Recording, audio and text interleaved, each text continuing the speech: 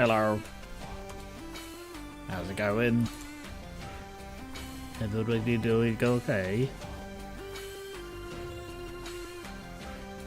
I sound very quiet. Is that just... Is that the stream or is that me? Is it my... Turn down the bloody game a bit.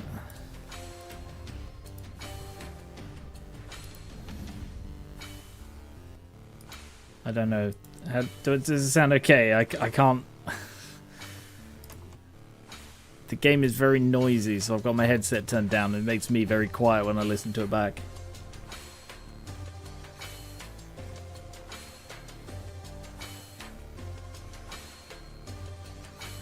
It might just be you, but I have my sound cranked for this PC. Yeah, I've got my headphones on, but like I sound really quiet on the stream, but according to like OBS, it's fine. I think it might just be because the game is very noisy. We'll see when we get into it. I'll try again. Hope everybody's doing alright. I mentioned I've played a lot off camera. I will talk about that again in a moment when we get into it. I'm being bullied, but aside from that, I'm doing well.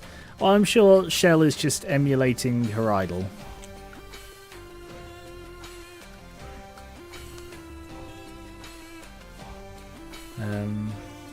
But yeah, good.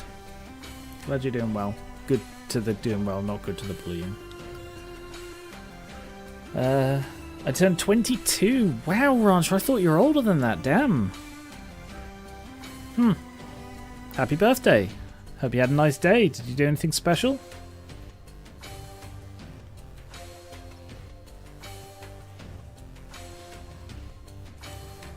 I guess to me you come across sort of late 20s, sort of 27-ish.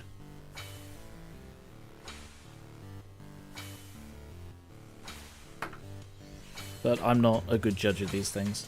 I mean, apparently I come across as younger to virtually everybody I meet. Probably because I talk about games and anime so much. And it's like, oh, what do you do for a job? Oh, I play games and critique anime on YouTube. Okay, how old are you? 31. What? So, you know. Hey, Nathan. Our heating has been broken for close to a week now. It was supposed to be fixed today, but it wasn't. I'm glad I bought a space heater. Damn. I remember when my boiler packed up in early November, it must have been. I was without heating or hot water for about a week. And then I got a new boiler put in. And I remember it was early November simply because the boiler was put in on the 15th of November, which was the day before my birthday. So every year around my birthday, the plumber would send me a text and be like, hey, we need to do the service. And it's like, yes, we do. That's the only reason I remember it. I come across as 27 Gerrans, wow. Just imagine. I bet we'd have some great debates. No, we wouldn't. We'd agree on a lot. No, we don't. I disagree with myself all the time. Anyway. Right. Shall we crack on? Switch to this one. Hello. Hello. Right. Just gonna pour myself a drink.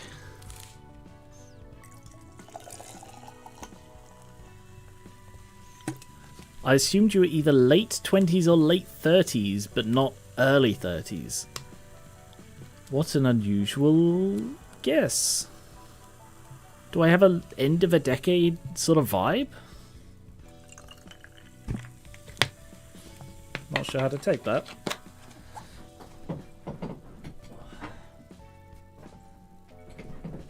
Right. Poured myself a drink. Hello and welcome back to Garen Reaper vs. Live Library of Ruina. I played a lot of this between streams because I was trying to get all of these. So I have a lot of these. However, I do not have them all because there are about 360 to get at this stage of the game. And every time I get a new one, because there are 30, you see, there are 30 battle symbols in just the first, like, Canard, Urban Myth, and Urban Legend, 30 that you can get across these. So I tried, I started, I made an Excel spreadsheet, I started following it through, and fuck me, it took hours. Like, it would take 3 or 4 fights to get each one per character. So Roland has the most because he was the one I started with, so I could give him like all kinds of different shades. But I realized I'm not even going to be able to use most of these because they're not. Because, you know, you can only have one per thing. I did get the achievement for putting one in each category, but I decided, you know what, I can't be bothered with this. Instead, I'm just going to grab the ones that have the titles I liked, like the Professional Amateur Deer. So I've gone through, and I believe I've given everybody a title that I like them to have. So there's a little... I'm not going to go around and show you, but those are nice little things to keep an eye out for. As I play them.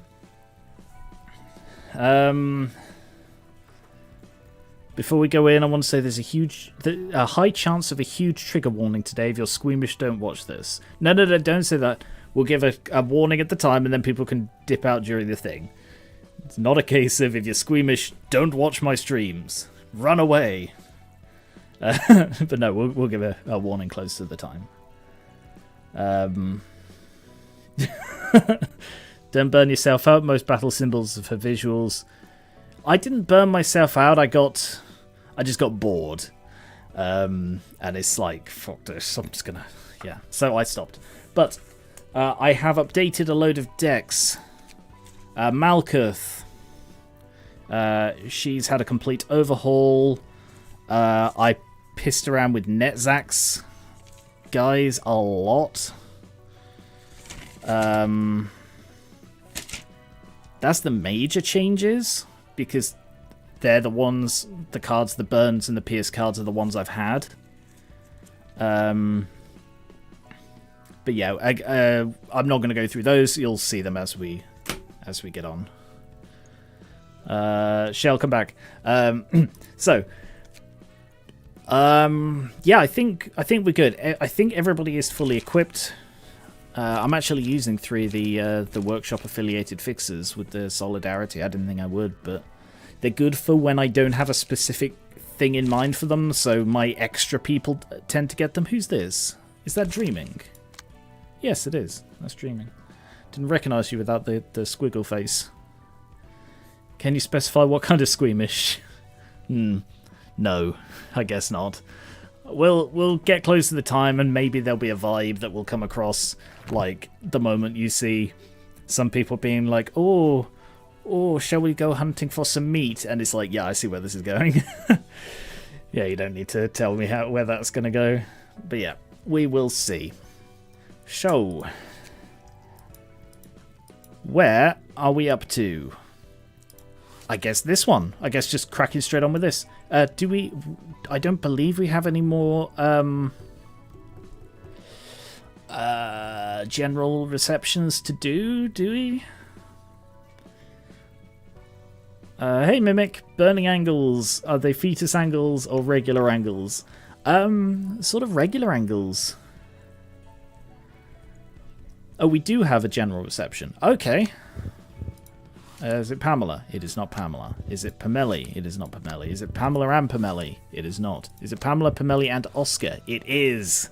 Ha ha, gotcha. It... Ah!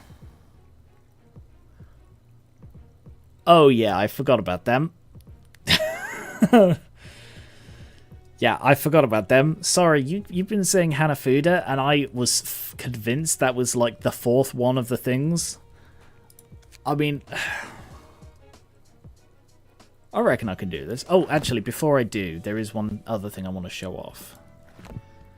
I am now favoriting these. So these are the ones with extra speed dice that are currently unused. So that's just, this makes it easier for me to go through and just, rather than be like, oh damn, which ones have speed dice? They're all favorited. So that's just, in case you see these on the side and wonder what they are, that's what they are. Is this noisy? Because I think the game might still be too loud, so it's not too noisy? Okay. I should really watch one of the VODs and check the volume. But anyway, let's crack on then. So it's just any three, it doesn't need to be the Tommery ones, which are much harder to get than some of the others. Alright, in that case, let's go with a Carnival, a Bremen, and an Oink.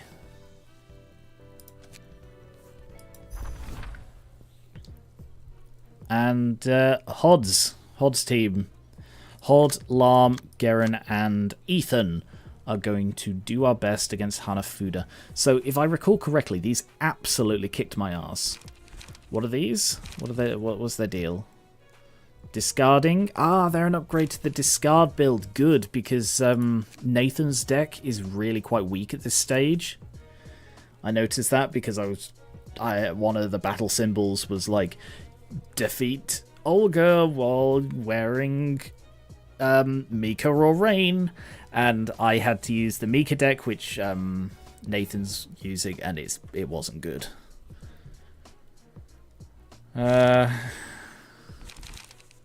Discard, gain haste, discard, inflict fragile. Oh no, discard. Discard, draw. Give haste. Oh hell. Young Office Fixer bottom deal. So they're all just discard. Alright. Let's give it a go then. I ran away. I didn't even attempt it. Did I? Did I not? Did I not? Welp. If winning and losing's had no consequences, what fun would life be? Demonstrating your skills after careful preparation? Not my type. Don't get cocky about a lucky streak. The fall will hurt. Demonstrating your skills. I kind of like her look. Also, sorry. Yeah, I quite like her look. That will fit in nicely in Roland's floor. The luck police. Oh, I was outnumbered, so I didn't even try. Right. 1, 2, 3.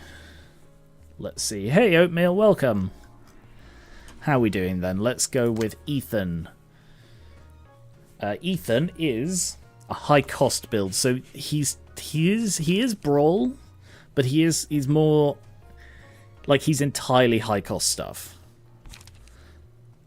And I didn't really build him for that. Oh damn, I forgot. No, alright, it's fine. Alright, hit you with a Brawl then. This one, 3 to 6 and 3 to 7.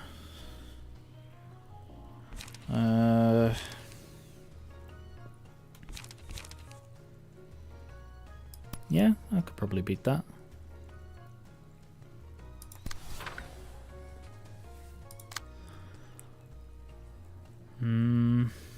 No one's going for Hod. Hod can intercept 2 of these. Ah, doesn't need to. Alright. Larm is the self-bleed build.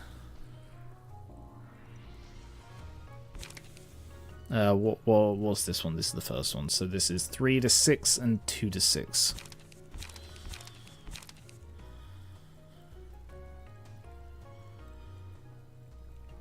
Yeah, that's a decent counter, but that would use all of your stuff. That's okay, I can only do one anyway. So yeah, Hod, you are probably going to have to... Oh, you can't... You might be able to intercept 2, if I'm lucky. So that's this one, 2 to 6, and 2 to 5. Yeah, I think you can intercept both of those.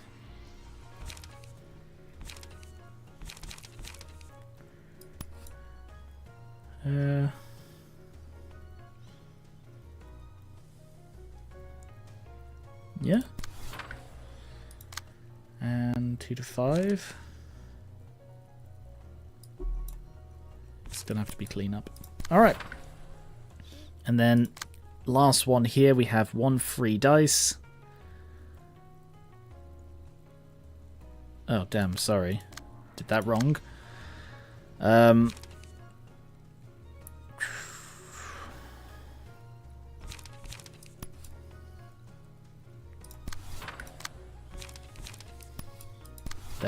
So now they're all intercepted with 1 free dice. For the viewers, if you're interested in seeing what titles to get, they're visible in the top right when he's setting a card. Yes, they're visible up here, like Dark Cloud Garen. So that's pretty much the only place. Like, it genuinely took me up until about 2 streams ago to notice that's where it was. Which is why I basically didn't bother with them until 2 streams ago, at which point it's like, oh, actually, they're up there. So then I started playing with them. So they're little presents for you to notice. Also, in case you've forgotten, Hod is a low-cost slash build, and Garen is a bleed build. He's just pure bleed. I've got 1 left, so I should go with a cleanup, and let's focus on you. Let's take you out. And then switch that back. Alright. I think we're ready. Good. Nice. Nice alarm. Nice. Nice. Oh, God, we absolutely annihilated them there. That was fantastic, guys. Look at that. 8 bleed, 12 bleed, 4 and 3. And we took, like, 1 hit in return. Like, this is my best team. This is... Oh, fuck.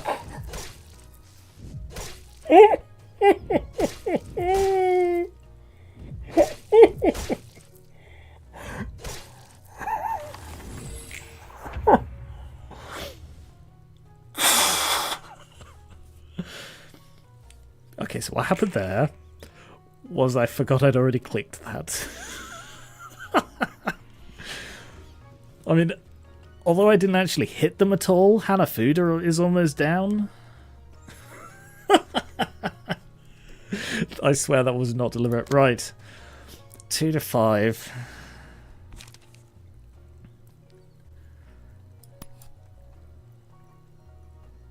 Oh my god.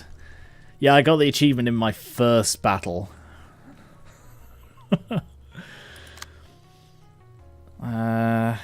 Alright, 2 to 5.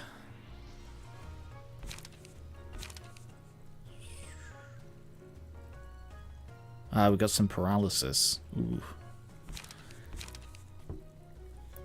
Yeah, I really hope that hasn't like turned the tide on me because they're now inflicting paralysis on me. Sorry, 2 to 5. I've only got 2 to spend, but that's okay, only being attacked by 1. 2 to 7. Yeah, we'll go with head-to-head.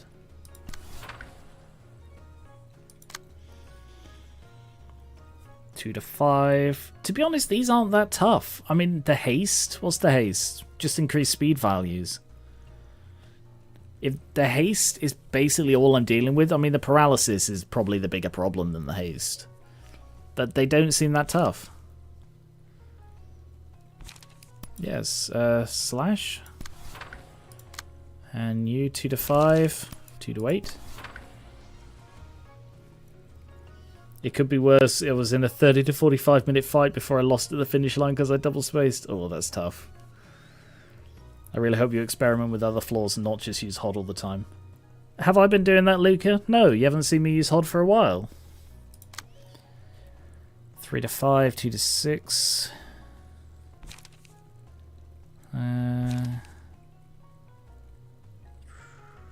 Yeah, that's 3 to 5. Do I have a second one of those? I do. Yeah, let's hit with both of those. Everything's counted. 1 free hit. That's not good. That'll be the paralysis. Nice. Nice. I mean, Hanafuda is going to be the first one to go down. Ooh. Damn. I was actually going to suggest Seus Hod myself. Slash power goes brr. Yeah. Yeah, it's pretty good. Let's give that to my gal Hod. Okay, they hate Ethan today.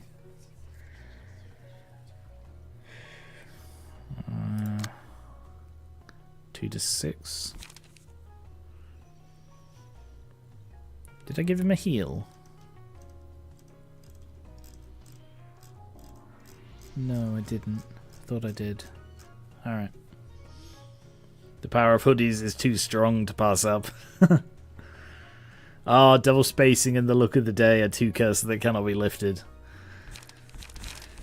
It's rare that I double space. It's not happened at all recently, and then, yeah. Just let them hit me, I could take it, boss. You really can't, you're fragile, they will murder you. I mean, it's just the one floor, so even if they do murder you, that is okay. We'll go on without you, but still.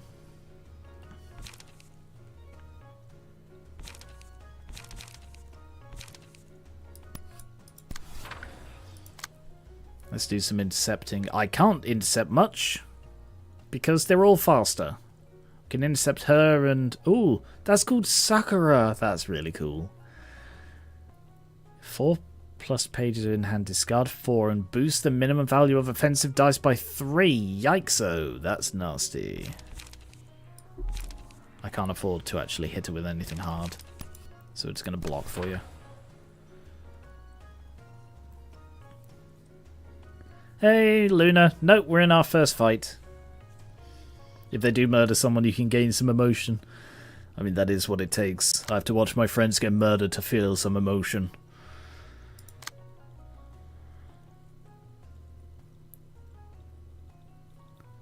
It would work. It would be pretty good in a actually, it doesn't increase the maximum, it just increases the minimum, so it turns it into a 5/6 and a 5/5. Interesting. Alright, yeah, that isn't as threatening as I thought it was. I can't intercept anyone else. So instead, actually, no, just let her kill Ethan. I'll intercept this one instead. 3 to 6 and 3 to 7.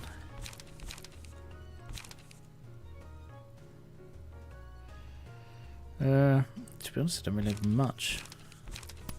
Let's go with that one. And then just get some hits in. He's dead. So this one, I guess.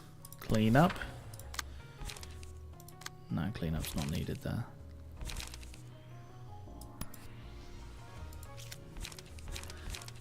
Nah, screw it, we'll just get a clean up and a rules of the back streets. Damn it! Sorry, she was angry a moment ago.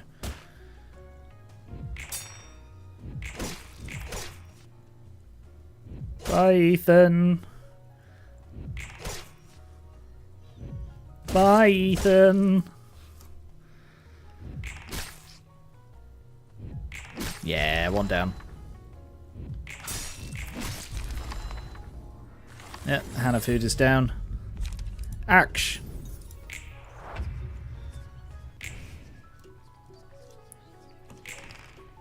Wow, Ethan, you are not looking happy, mate. You see all this blood? Yeah, that's mine. I'd like it back, please.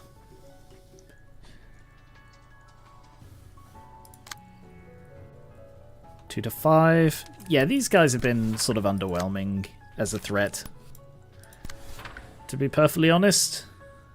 I mean, there's nothing I can do to save Ethan.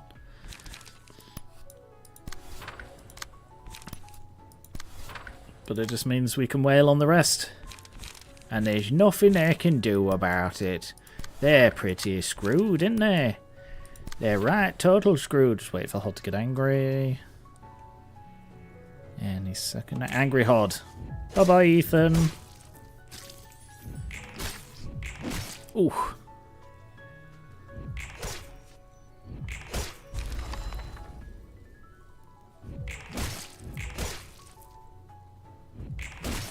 Wow. Ethan survived. I'm stunned.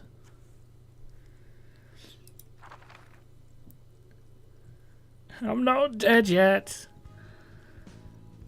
Ah, you got a Hot-Blooded Brawler, which is for winning on like 1% health. The hardest one to get. I got 2 Book of Hanafuda, lots of Jeong office fixes. So I'm just going to burn them all. Because I'm probably going to have to refight that. And I really want to get her card. Her page. I did not get her page. Ha! Alright. Well, I'll farm that one off cam, probably. Shall we do this one? Olga and Molar. Oh yeah, I've got tons of these because of course I had to fight that like 5 times. This just brought up the mental image of everyone waiting on the battlefield while Hod tries to hype herself up to get angry.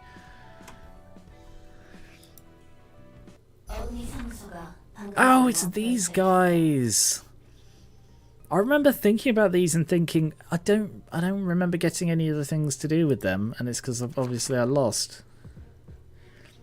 Miss Hod, think angry thoughts. Imagine people folding the book pages instead of using the bookmark. Right.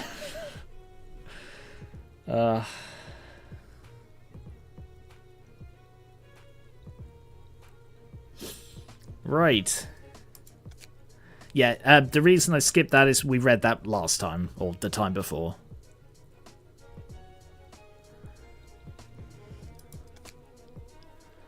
Who do I want to use? Someone I've not used. I haven't used Roland recently. I could use Netzak. Actually, let's have a look at their weaknesses. Blunt, Stabby, and Slashy. So a whole lot, really.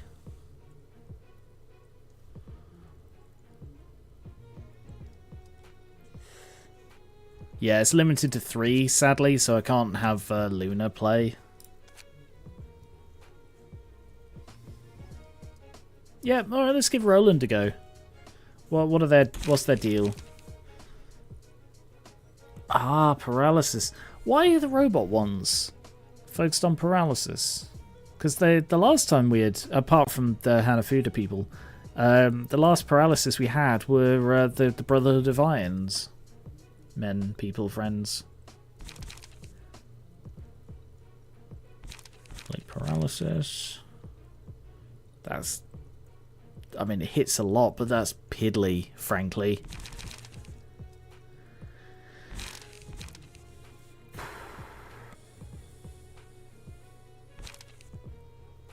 Gain 3 strength.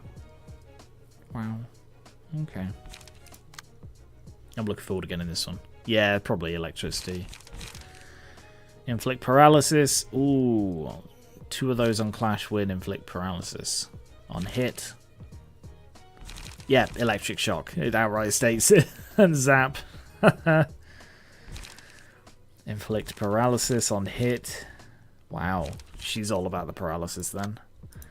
Plus 1 to 2 bonus damage if the target has paralysis. Inflict paralysis to 3 enemies at the start of the act. And the start of each scene. Gain a strength at 50% chance. That's pretty good. He's got 4 cards in his deck. Are you kidding me?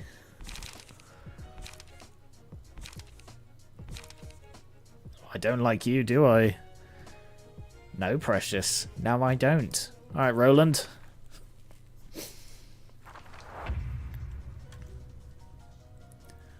I can't remember. They were all Dalek voices, weren't they? We really got to rethink if this job is worth it. Certainly. It's trickier to analyze things here. Careful. I can't make an estimate of their power level. Alright. Stay calm and cool your head.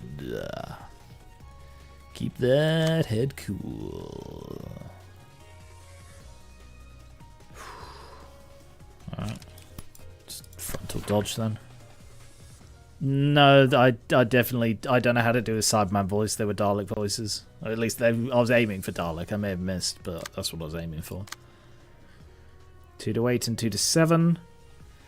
Roland is a low-cost defense deck. Dia is a ranged, which has been bloody good. And Roland... No, I literally said Roland. Mr. Taz is Brawl. Because I always have a Brawl. 2 to 8, 2 to 7. Yeah. Shooter. They were probably all Daleks. I can't do... Like, you may have thought I was trying to do a Cyberman voice, but I was trying to go for Dalek. They sound very similar, frankly. I'm also not very good at them. Right. Ooh, lower this page cost by 1 up to 2 times. Yikes. So he's going to spam Binding Arms. You little git. Oh, no.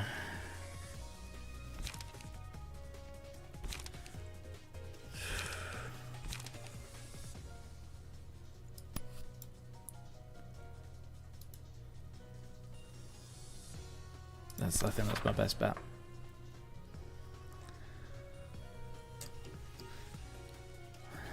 Alright. So, yeah! Not too bad, Roland. Oof. There. Alright, now they're going for Roland. But the paralysis is worn off and only Mr. Taz is paralyzed in any way. 2 to 8.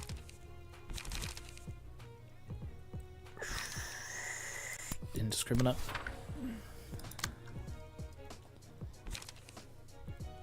No one I can intercept.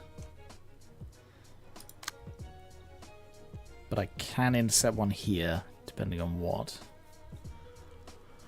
Nope. Basically no good intercepting anything here.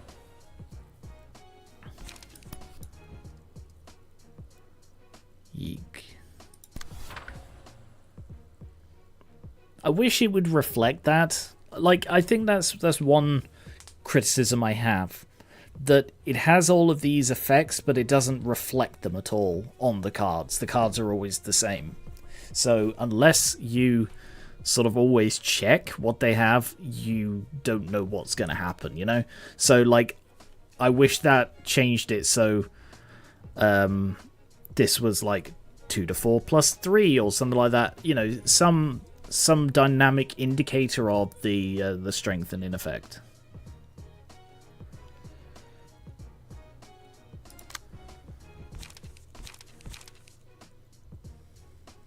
Limbus does that. Okay, good.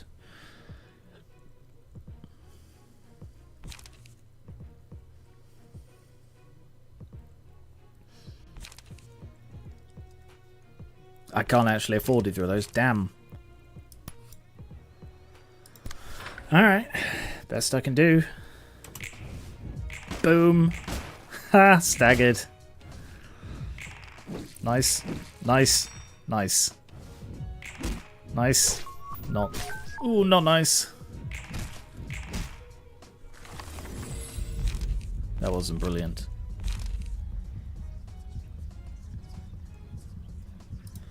I'm going to give that to Taz, because he's the only one who seems to be doing any bloody attacking at this stage. 5 to 15. It's a long shot, but I'm going to try and snipe him.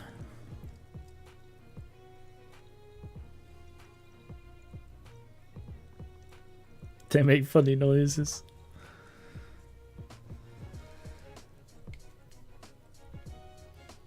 I've been wondering if I should get into Limbus. Like, I don't know if I should wait until after, but like, it's one of these gacha games. I'm currently playing 2, and I don't really have time to do a third one, but 1 to 7 and 1 to 6.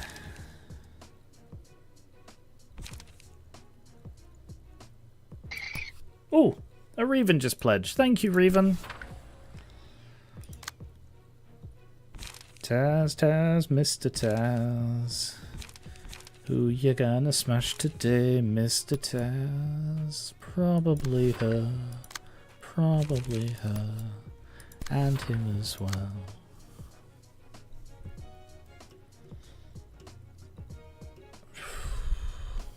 Alright. Well, shit. Long shot, really. Oh, no. Pale hands. Oh, right, yeah. Oh, cool. I've been wondering if I should get into Limbus more like you saw Ishmael and started asking about it. I mean... whatever one can hang their hat on. Shush.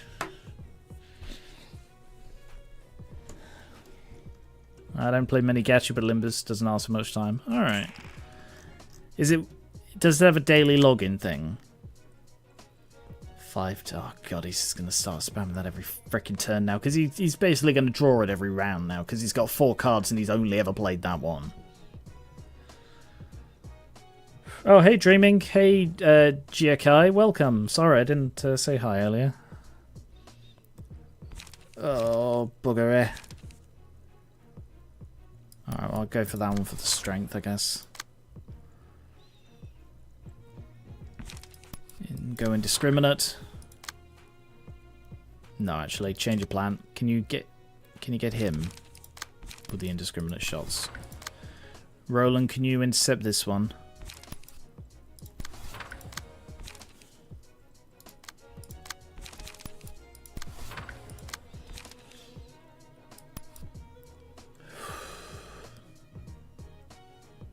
This isn't going well.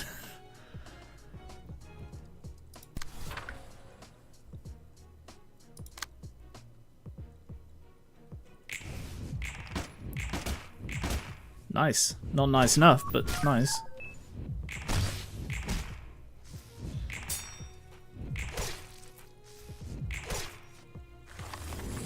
Eesh. Roland seems very based on what they're gonna do.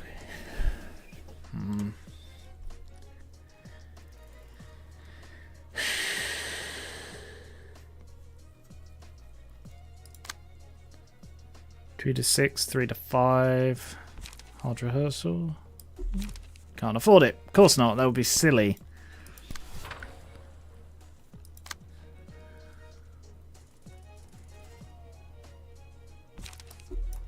Oh, can't afford that either. Fuck's sake. 1 to 8. Best shot here. Roland, you useless prick. Staggered.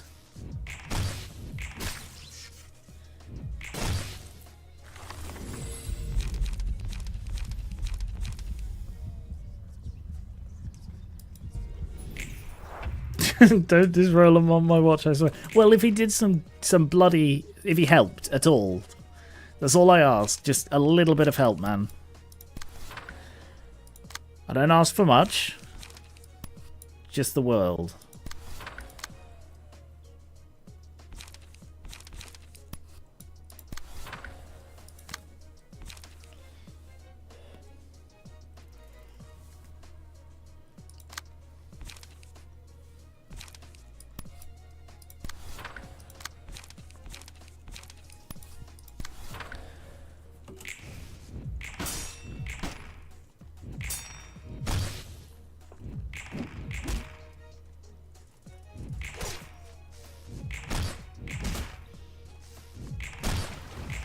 Oh, not quite enough.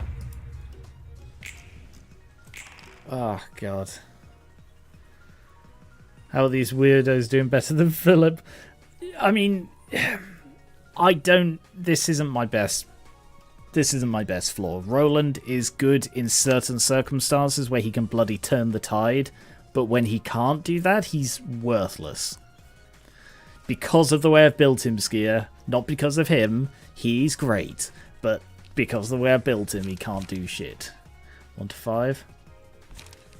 Oh, bugger. I just...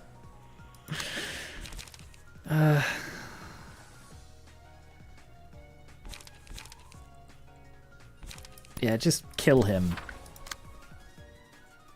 And intercept this one. 3 to 5. Oh, that's useless. Can I intercept that one? That one's a better one to intercept.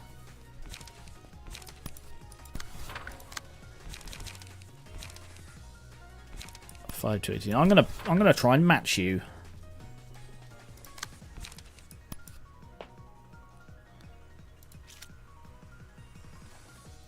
And then hit her afterwards. So I should, if I've understood correctly, I should be killing 2 of them off this round. 1 down.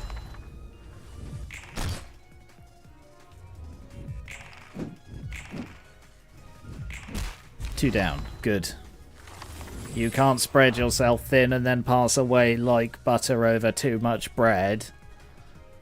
I didn't mean to hold others back like this. My sight is choppy, please, might be something, might be cam wrong. Oh, I shouldn't get agitated no matter how tense the situation might be when your friends are dying all around you, lol.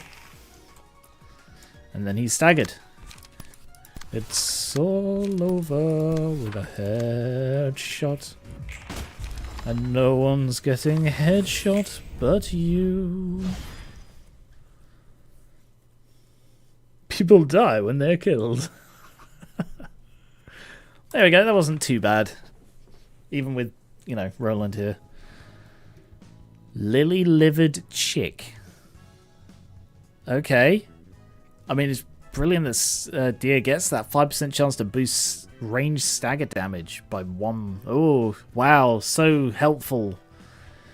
Bono, Dalek. Nice. L Corp produce clean energy. W Corp operates fast and surefire transportation except when it fucks up.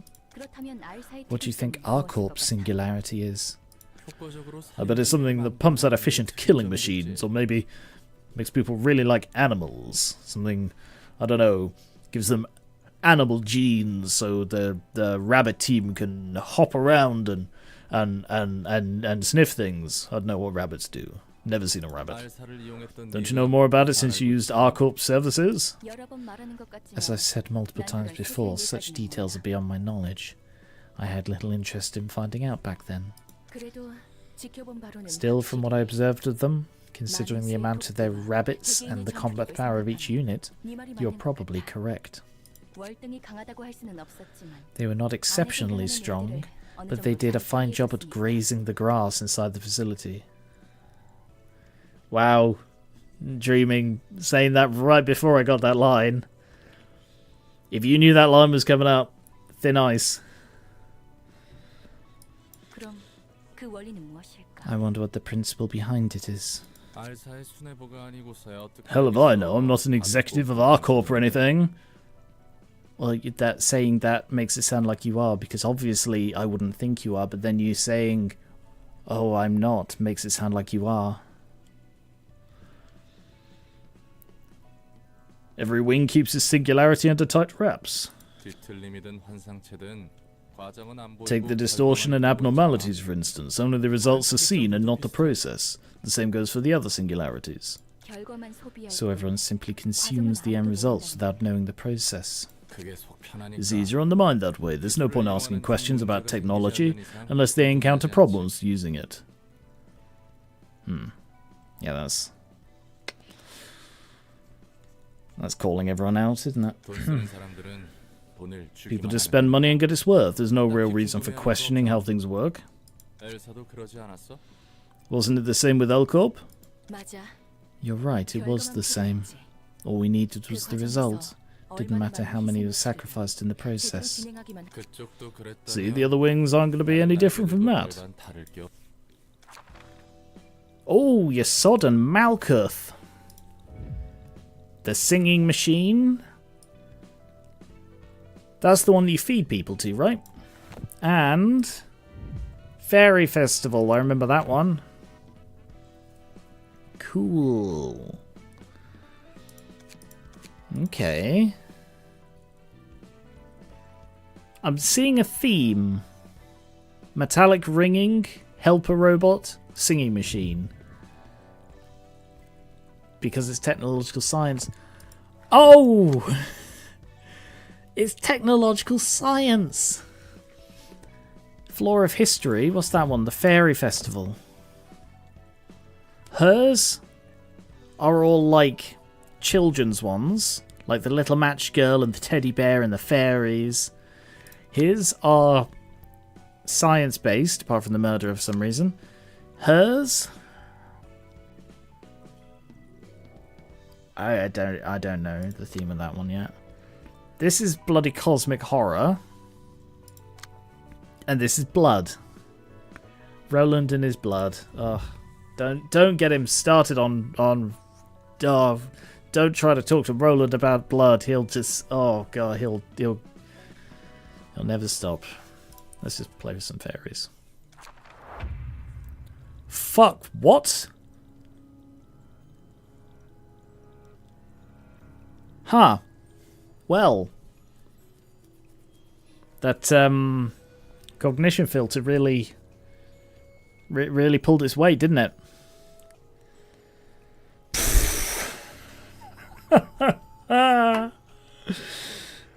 Wow. That's horrible. I hate them.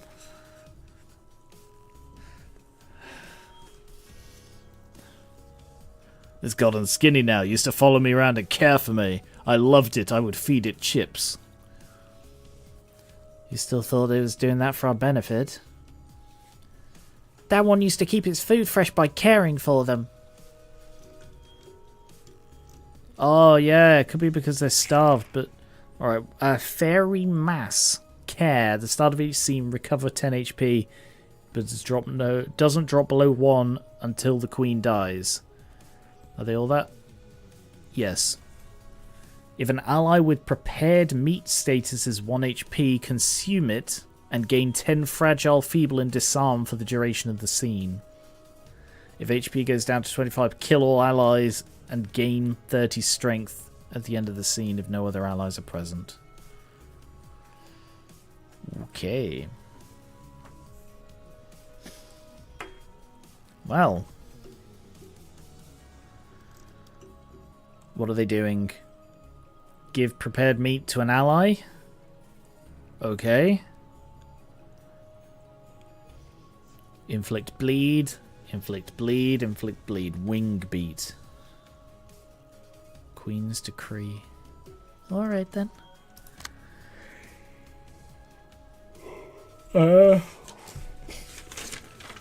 Malkuth is a burn build using Salvador. Yesod. Sorry. Nathan is a discard and pierce build using the new pierce things I got. And Melon is blunt. He's a blunt melon.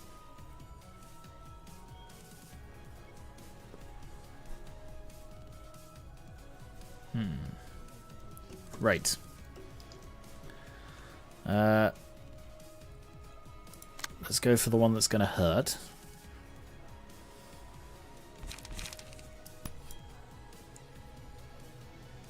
Yeah.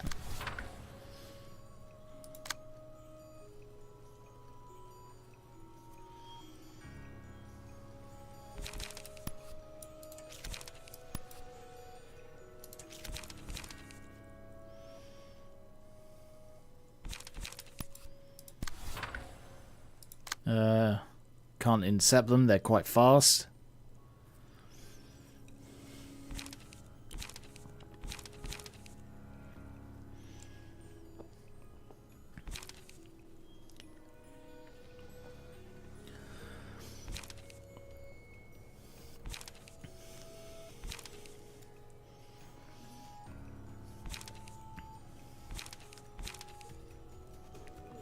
not a lot I can do here.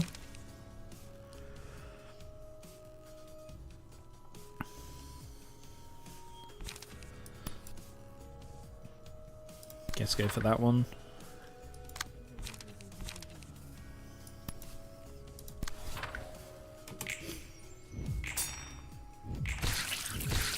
Not great. Not great. Nice. Ooh, bloody hell. These things are quite flimsy.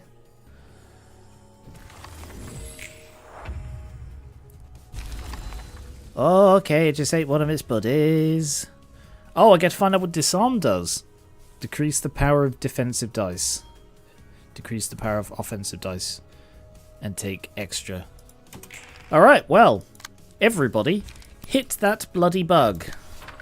What's it doing? Starved fluttering. 5 to 7. Oh, yeah, it's not going to do anything. It's not doing a single bloody thing.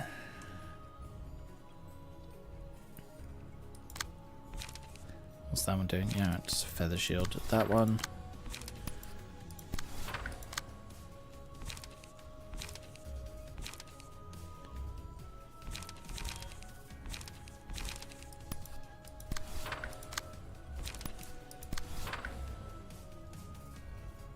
I will hit her as hard as I humanly can. Look at that burn. Yeah. Yeah. God, she's terrifying. Teddy time. Stagger. Burn. Let's go for happy memories on the melon.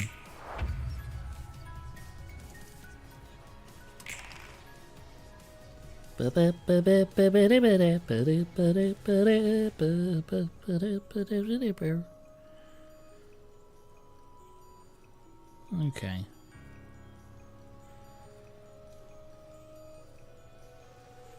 All right.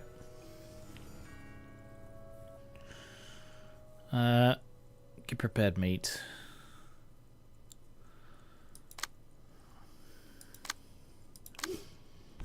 Well, I'm going to have to do that one. It's the only thing you have left.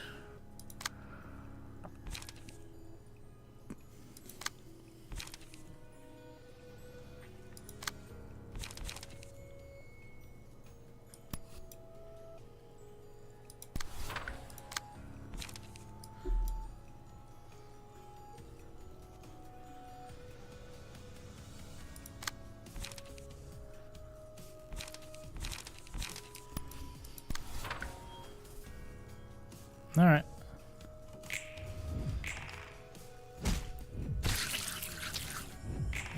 Ooh.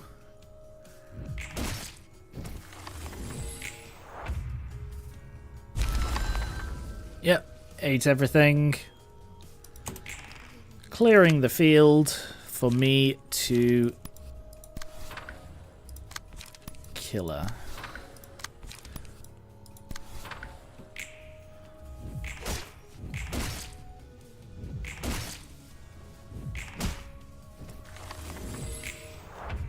That was actually really good timing that she got stabbed. Oh my god, look at that. Oh, she keeps it. Oh, she keeps it. Oh, okay, well.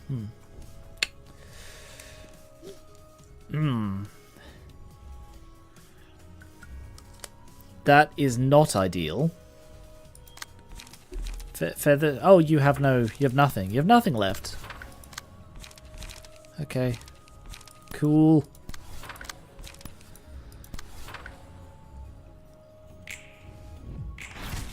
Malkuth is immediately staggered.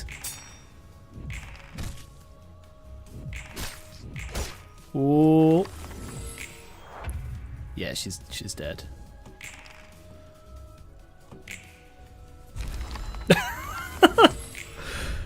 God, imagine being Melon in that moment.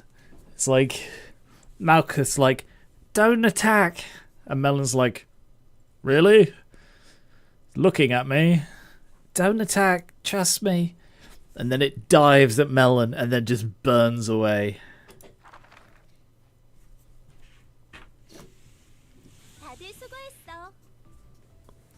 It's gonna blow my nose right before doing this scene.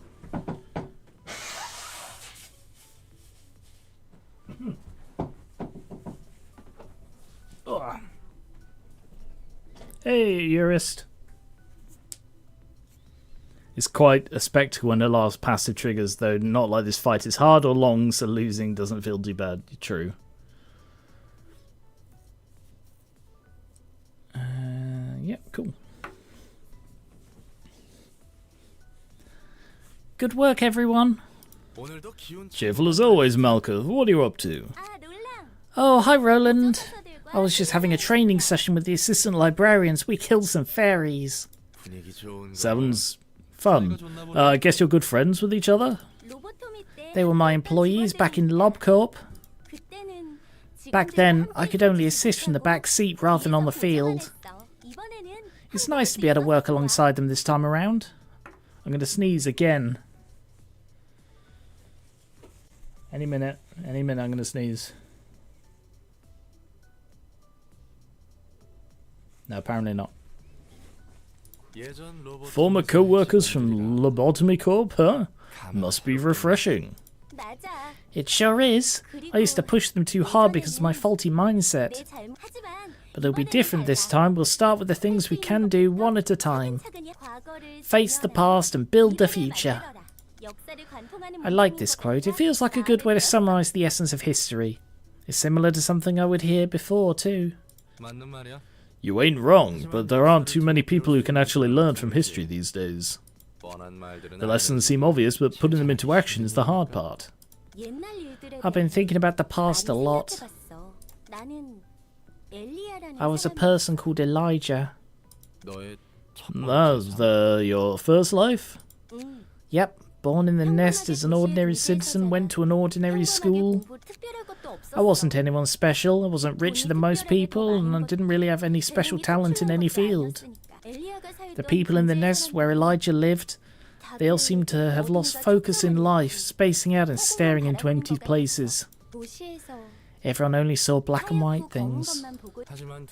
Isn't the nest full of shiny and bright arrays of colours? It was almost an eyesore sometimes. He's from a nest. Did I know that? I think I did know that. That's true, but those other colours weren't necessary for reading. There's already too many black and white things for the eyes to take. It's no use seeing other useless colours. I guess Elijah could see those colours then. Not exactly, but she tried hard to see them. The colours were still there, just not for our eyes. Elijah wanted to let others know about how diverse and brilliant colours are. About how colours are ever-changing and free-form, like how the mix of two colours could bring a brand new colour. That's what Elijah thought, I think. Malkuth is so adorable. You sound like you're talking about someone else, third person. To be honest, I don't really feel like Elijah and I are one and the same. Maybe too much time has passed since then. The other librarians probably feel the same. My current life feels more like an extension of that life as Malkuth from LobCorp, rather. My time as Elijah feels kind of distant and unfamiliar, even though it was my first life. It's like the memories of someone from a distant past are now a part of me, if you know what I mean. It's nostalgic in a way, and a bit sad and stuff. I don't know a whole lot about that reincarnation jazz that you kids are all talking about these days, but I guess that's a good thing. Yeah, it doesn't feel so bad. It feels good to finally have the time to reflect on myself. Looking back at the lives I lived and the history I made, I think we didn't spend enough time looking back. We were all too busy heading forward. And the same goes for Angela, maybe. No one has the time to look back. Even now I'm running straight ahead. But still, looking back at the past can supposedly give solution for the troubles of the present or the worries of the future.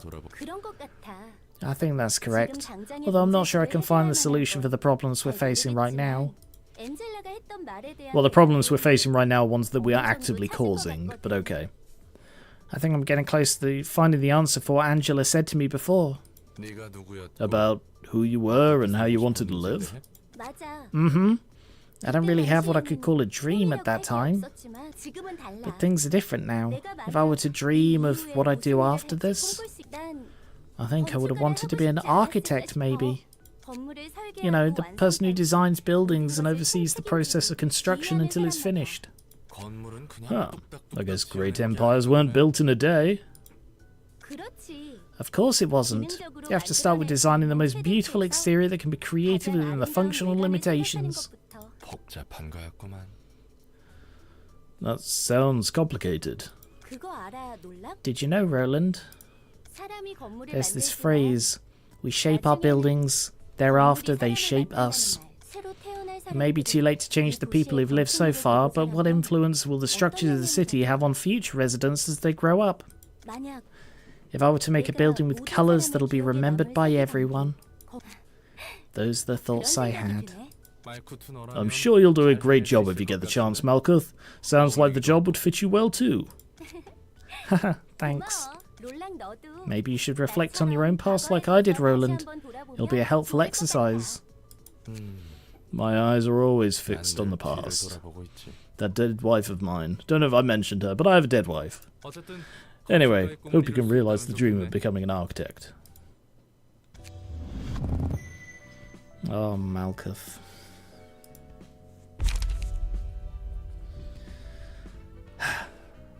Right. Fairies' care. The fairies protect our employees. Everything will be peaceful while you're under the fairies' care. Gluttony. The fairies were no more than carnivorous monsters, and their protection was their method to keep the meat fresh. And predation. His stomach and face were ripped off, and his eyeballs and organs were damaged as if they were eaten by something. Meanwhile, the fairies had someone's blood and flesh smeared all over their mouths. Probably a coincidence.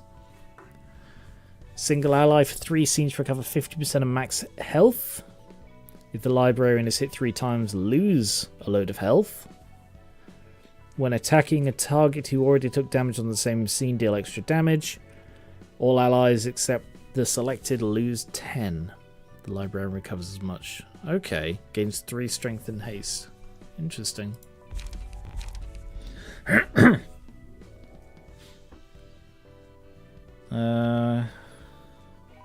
Lower floors are pretty easy abnormality suppressions. I assume when we get to like the middle and lower floors, then we'll start getting like the Wars and the Alephs and stuff.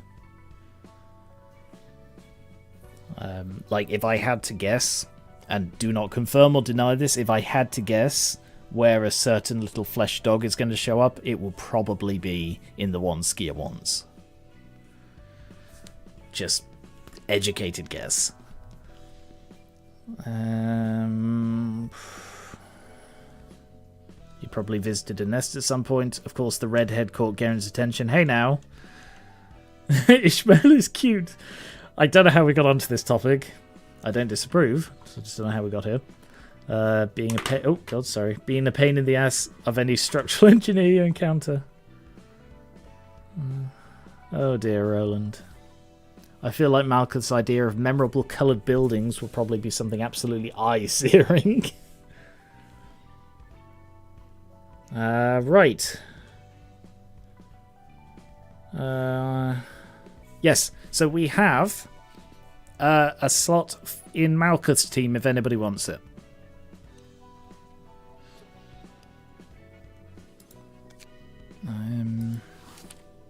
Oh, I haven't burned the books, have I? Burny, burny books. Gonna burn them all. Actually, what do I need for the next one? Olga. Dalok, Alok, and Olga. Dalok, Alok, and Olga.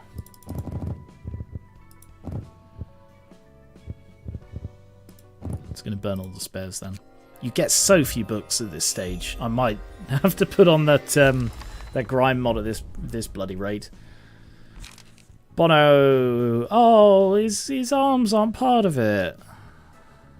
That's disappointing. I liked his arms. At the end of each stage. Okay. Paralysis. I'll definitely be doing a paralysis build at some point. Hang on. Let me just... I didn't make notes in the last stream and I forgot what I needed to do, so...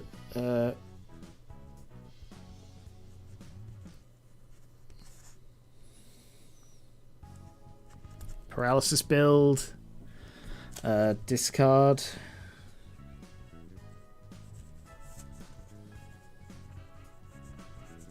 Discard build.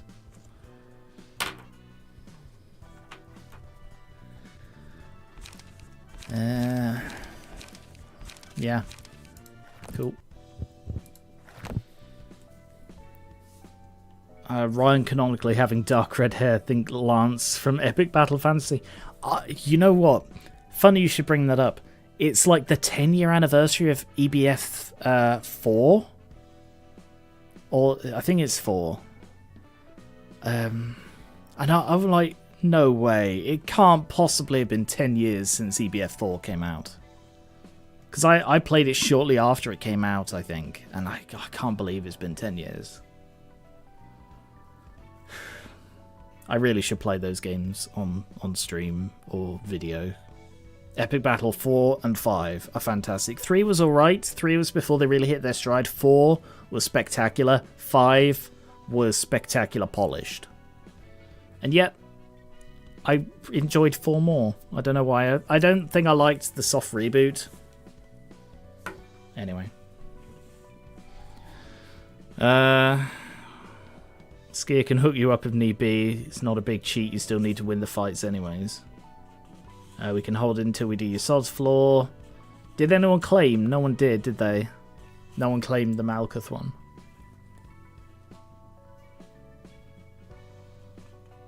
You realised 3 was old enough that it could get away with having Through the Fire and Flames in the original release. I think that was just because of where it was released rather than... Like, it was a free-to-play game on, like, a Flash website. Alright, no one's claiming Malkuth. The Malkuth slot. Apparently.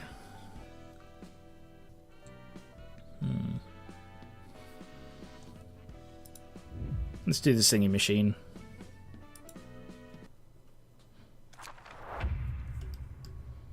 Okay. Ah, a non-targetable, I assume. Yeah, they even throw people in it just to hear the music. Just thinking about the employees who were charmed by that song gives them the heebie-jeebies. Stay sharp, everyone. Don't let his music allure you. Singing machine. The machine that sings cannot be targeted, does not act, takes no damage. On the scene after I Crave That Melody is activated, plays music using the character in the machine. The character takes damage equal to 30% of their max health and is excluded from the battle for that scene. While it is playing, all characters gain 5 strength and all stagger damage resistance is changed to fatal. I Crave That Melody, starting with a 3rd scene every 4 scenes. Gaining extra speed dice, use a different set of combat pages. If staggered, gets put into the machine at the start. Okay. Seems weird and complicated. These guys, your sword is still a speed stagger, Corlinium is still blunt, and Ryan is still brawl.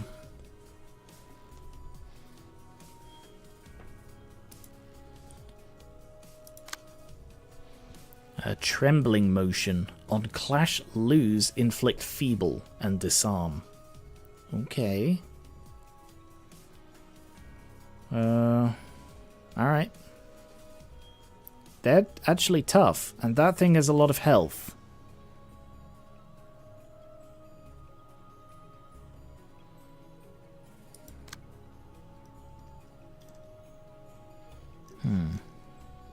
Okay. It's weird that it has HP if it's not part of it, you know?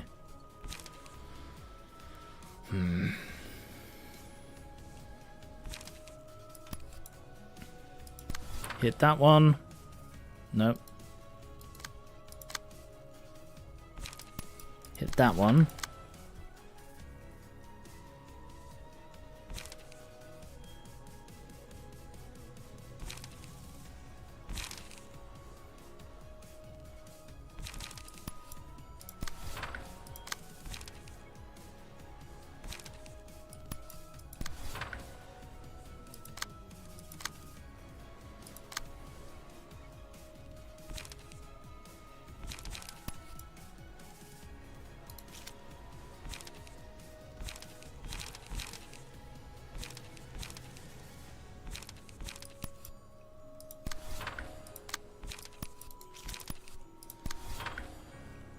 Okay.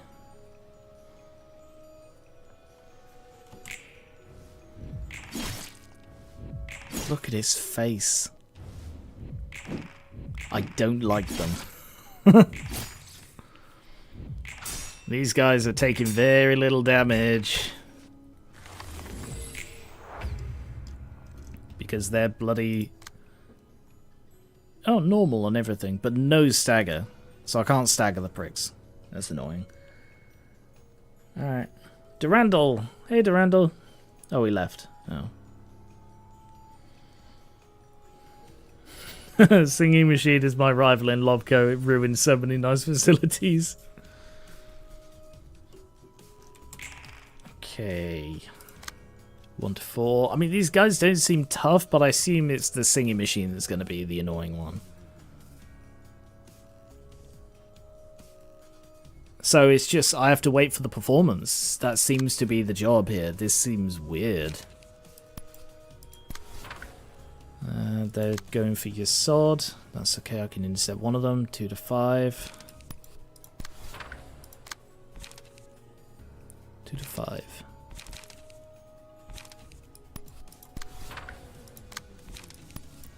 Oh, yeah, your sword is useless here then, because he's all about the bloody stagger. Good job, mate.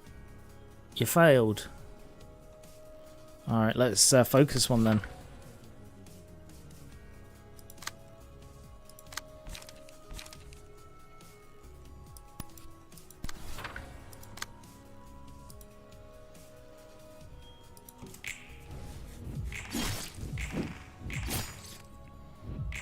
Nice.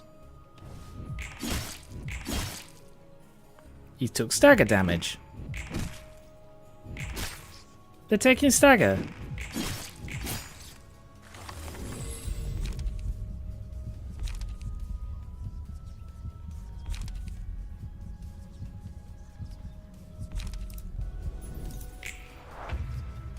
Thought they were immune to stagger. Oh, oh, it's open. Would you look at that? Ineffective. And yet, stagger damage.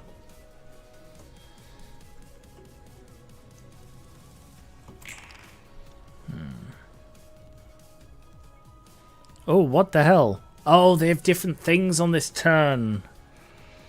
Oh no. If the user fails to deal damage, stagger self. Target is put into the machine. Oh shit.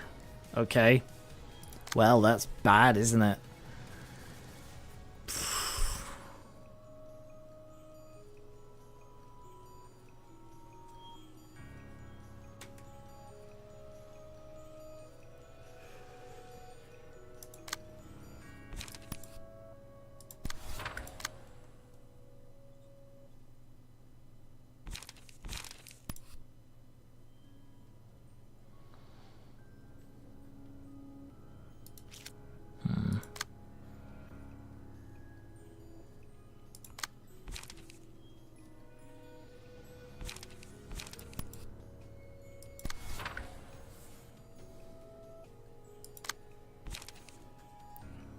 Yeah, this isn't looking good.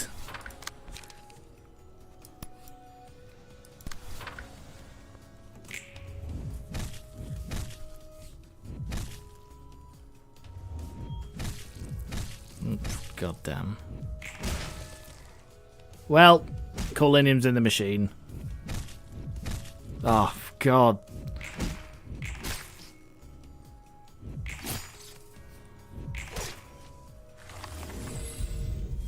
Well, bugger.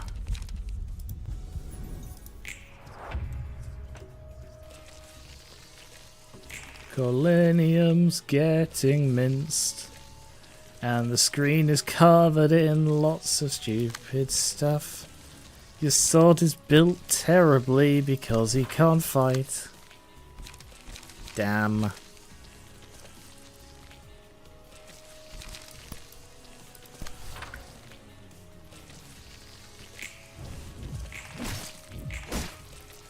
Nice.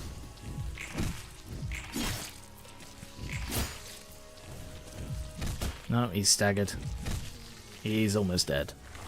And with the bleed, he is dead. Oh, Colinium, you're out. Ah. I didn't realise he was going to come back out again.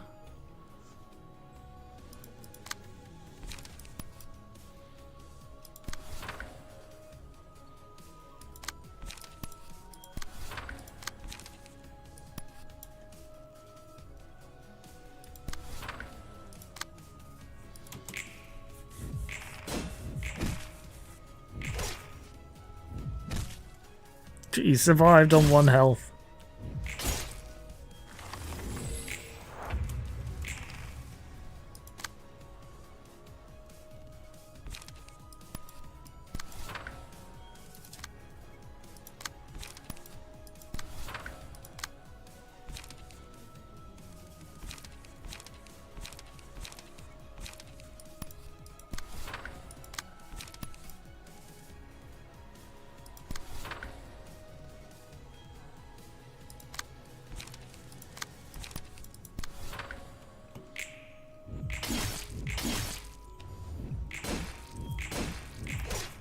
Staggered.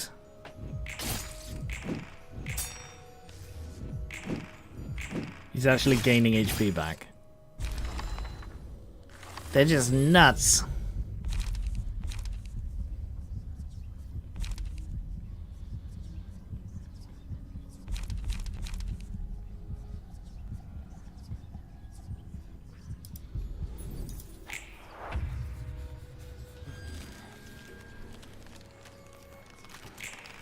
Okay, this is actually not going terribly.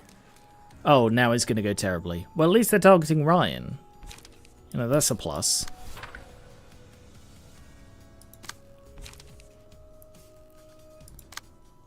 Is there freaking anything I can do? Yeah. Best chance I have of not... Oh, I can't believe your sod doesn't have any draw cards. Stupid of me.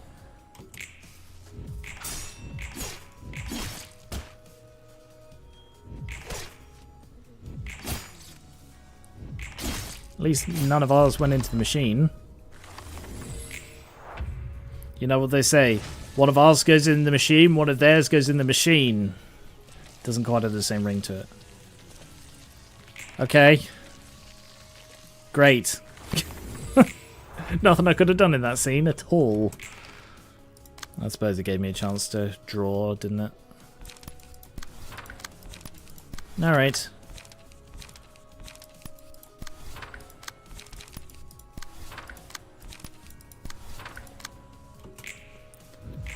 It's all over, 'cause we outnumber you. And Ryan has somehow survived this. It's all over. I'm surprised I won that. Hey-yo, got your books. I'll just leave them here and go before Mr. Viper bites my ass. I want you to know I'm resisting jokes right now. I just want everyone to know that. Who told you that? Told me? What? Hmm? What are we going to argue about this time? You referred to me as a viper just a moment ago. Well, I called you that because you like to spit venom on others with that sharp look of yours. Also, your hair is a very viperous haircut. You know, there's one guy I used to know who's kind of like you. He was nicknamed the Viper, which is why I call everyone who reminds me of him Viper-like. That's funny. I was also nicknamed as such a long time ago. What? See, people all think in similar ways. There's nothing new under the sun, all of this stuff. You're a bit milder than that guy, though. Is that supposed to be a compliment or an insult? Yes. Yes, it is. In any case, you're, uptight at heart. I mean, upright at heart. There was a time when I would pressure myself and others with a paranoidal obsession to order. Oh, back in Lobotomy Corp? Correct. Back then, even a single mistake could lead to substantial casualties. Doesn't hurt to be strict when caution is needed. I wanted to remain level-headed at all times. I tried to conceal my emotions even when I felt anger or sadness. Did you? You were very bad at it. So I treated others in a frigid manner under the pretext of rules and discipline. Is that why you're such an asshole? I mean, why you're being so cold to me as well? No, it's the opposite in fact. You're my best friend. I'm upset at your compliance with Angela precisely because I cannot stand to tolerate what we're doing with a cool head. In my first life as a person named Gabriel, I wanted to make the world a better place. I wish technological advancement would bring comfort to people. But look at what we've gotten into. In Lobotomy Corporation, we turned people into abnormalities and sacrificed even more people to the abnormalities, all to generate energy as part of our singularity. And what we're doing now isn't any less ruthless. For the sake of retrieving the light, we're killing people yet again and turning them into books, inflicting pain on others in favour of information. It's as if comfort can only be achieved through the agony of others in this city. Like I said, you sod, you're upright at heart. His face. So yes, I heard you say it wrong twice now. Though I don't really get why anyone would bother to care so much. I mean, other people are just tools for you to use and throw away. I think the opposite, actually. Someone else must have benefited from all the trouble I went through, so it was only fair that I get to make use of the conveniences others suffered for. It's very much like you to think so. Does that kind of mindset truly ease your mind? Nothing I can do about it anyway. That's that and this is this. Still, I don't want to say that your way of thinking is outright wrong or anything. I'm just going to think it really hard. You're right, way too right. That doesn't vibe well with me or the city. The city and I have had a long talk and we've decided you're not welcome anymore. You must be thinking I'm pathetic like others do. You know, this difference between our mindsets might be what'll let you do things I couldn't dream of doing. To shake up the whole system, you need perseverance more than anything. Who knows, you might actually create technologies that don't need sacrificing others to run one day. How novel would that be? I feel like you're mocking me. I've already endured for so long and you're telling me to stay silent yet again? That's not what I was saying, but sure, yes, be quiet. Things could turn out differently this time around. And besides, some things did improve over your time in Lobotomy Corp, right? Sorry, voice went really high at the end there. Right? Didn't they? Yeah? That is true. I can at least be with my former employees who've always been loyal to me. Like Colinium and that other guy. Yeah, well, what did I tell you? There's one improvement at least. Change up stuff one at a time like that and you can make a huge difference eventually. Don't force me to do the same though, since I'm totally not up for that. You're quite an asshole, aren't you? But you do have a point, Roland. Some things have gotten better, as you said. I will try and persevere as long as there are improvements to be made. Can I leave now? I mean, can I leave you with my share of persevering too? Ha ha! I'll have to consider that, smiley face. See, you're just too nice. Angela would have shut me down and chopped off a limb. It turns out that conversing with you wasn't all too unpleasant after all. Yep, I have my charm. And let's drop the curtsy while we're at it. I'm more comfortable speaking this way. Yeah, you and me both, mate. I mean, I say that, I just called you mate. Oh, figured. Cheers, then. It was nice talking with you. Yeah, not too bad. Okay. Music, all characters. Nothing could compare to the music it makes when it eats a human. Rhythm, it was creating a rhythm. Musical addiction, after all, art is a devil's gift, born from despair and suffering, never stop performing until the body crumbles to dust. All characters deal 4 to 8 damage and with attacks.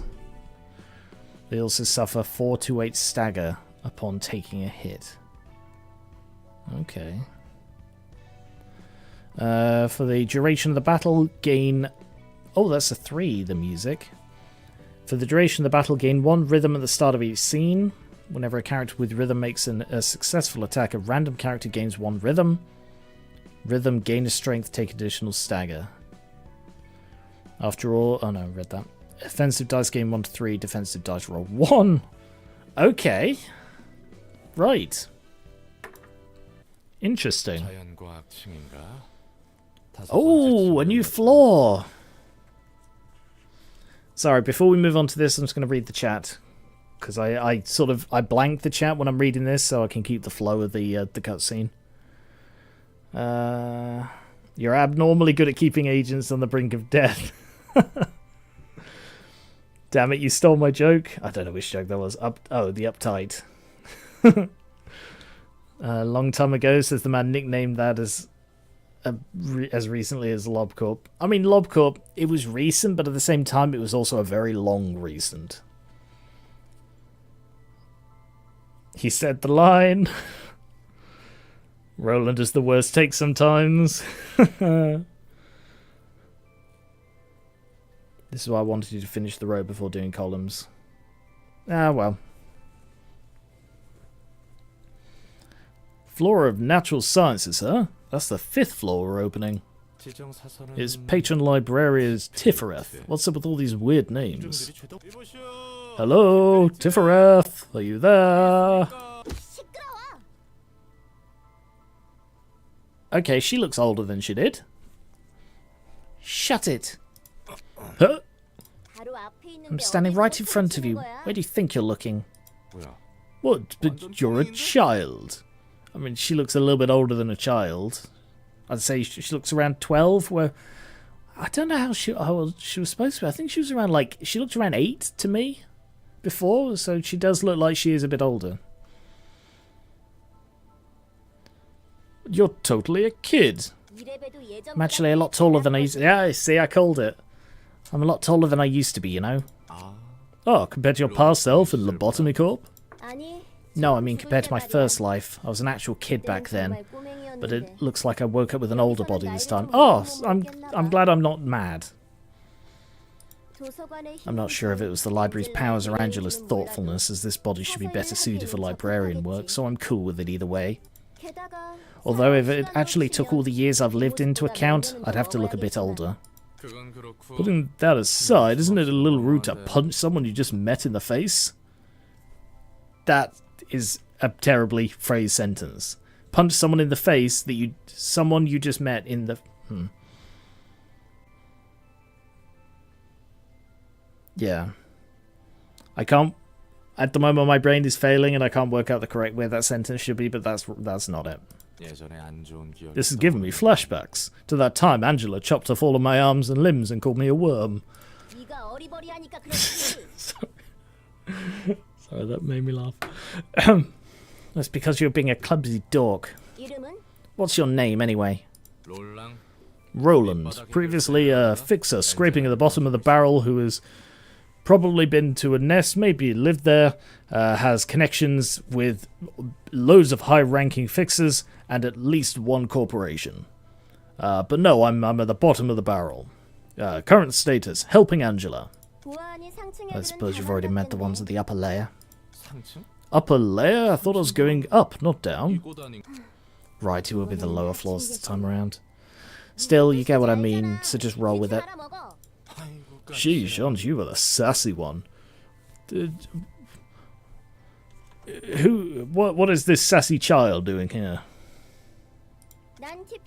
I'm Tiphereth, in charge of the floor of natural sciences.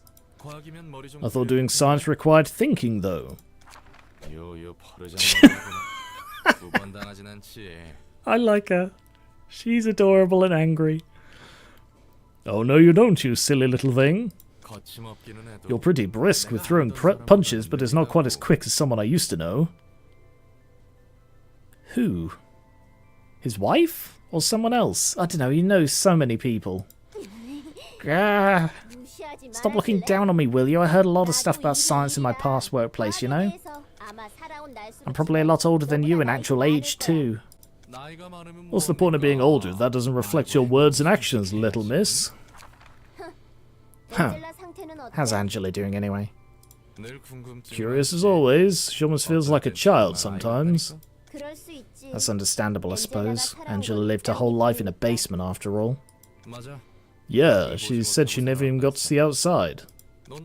I'm guessing you aren't holding some deep-rooted grudge against her like the other librarians are?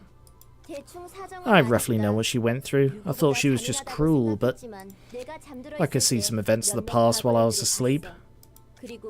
I could also see things happening in the present, all the way down to the moment you woke me up. So I can understand Angela somewhat.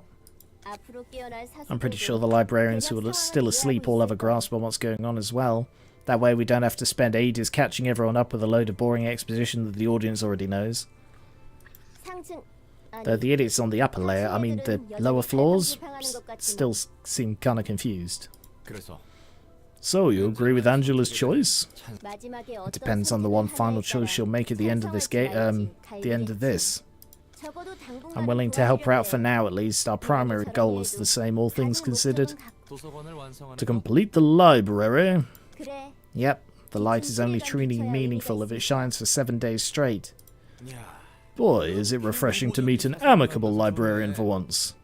Oh, because Hod and Malkuth mean nothing to you. Alright, I'll make sure to bring some picture books next time as a bonus. I'm gonna chop your I was about to say something really rude there. I stopped myself. Oh god. Alright. Natural sciences. And oh, she starts off with 2. Interesting. Ah. And we've already got the thing. Sayo and Meow. Right. What did I miss here? She's a baby, I want to pinch her cheeks. This city will not allow a child to fight. Disagree. The sentence looks fine to me. Yeah, the sentence was wrong because it was saying you punch someone you've just met in the face. So, because of the grammatical ambiguity, you just met them in the face.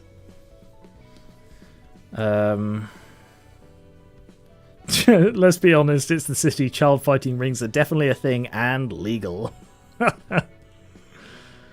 I'm Roland and I'm definitely not suspicious. Yeah, exactly. She's great. I need to pinch the cheeks. Evade dice in action. You see, it's the defense build I've got him on. If I gave him an aggressive build, he would have just been hit. He could be talking about literally half the city. For once, literally the only person who was rude to him was Yasod. Eurist wants to be on Tiphereth's floor. All I can ask is you make me act like a snarky prick. Well, we will see. Okay. Hey, Oddie. Alright, so we have Tiphereth. I'm not going to be using her today, because I'm going to have to spend a load of time making bloody decks. Ah, Max. So, unlocking this one, who is... the Queen of Hatred. Cool. Also, I really like that's a cool symbol for her. Like the others, I could take a leave, but that one's pretty cool.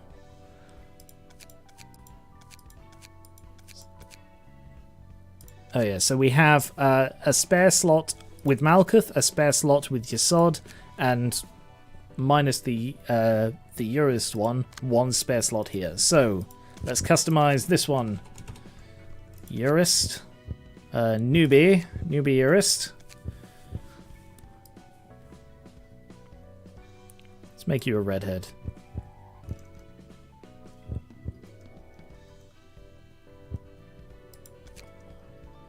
With as much hair as humanly possible. For no reason.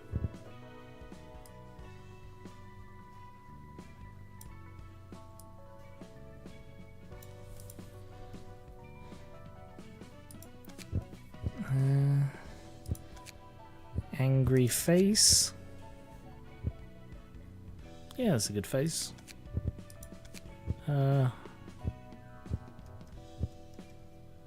Angry face. Yeah, it's a good mouth. Probably your third favourite magical girl. Third? I mean, I know there is a fourth one, but we don't see her. I think she's the servant of... Ah, no, I've heard her called the servant, but I can't remember what she is. The servant of. Servant of Wrath, maybe? But, no, she's not in Thingy, so... I'm really curious what order your favourites are, because my favourite abnormality is the Knight of Despair. Servant of Wrath, yeah. I've seen it in the fan art, because after Lobco I looked up a load of fan art, and fan art of the magical girls is really good. Right, combat entrance. You said a snarky prick? Yeah, snarky prick, okay. Actually. Yeah.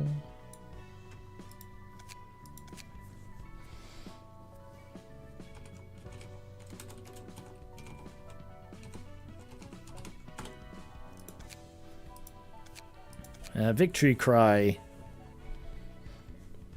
Oh, she's in Wonder Lab. Okay.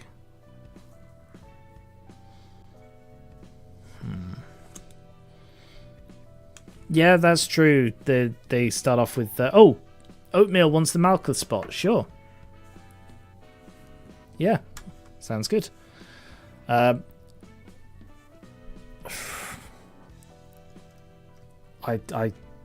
know nothing about you, Eurus, so...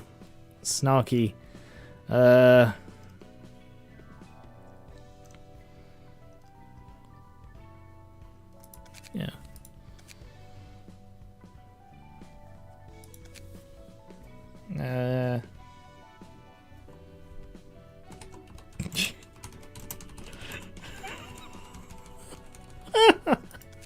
That's one way to get fired. Oh my god.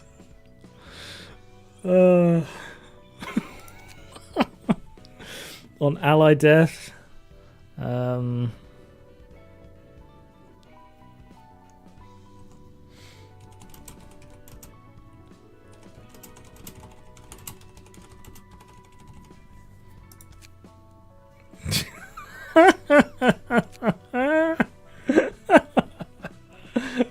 Oh my god. And on a kill.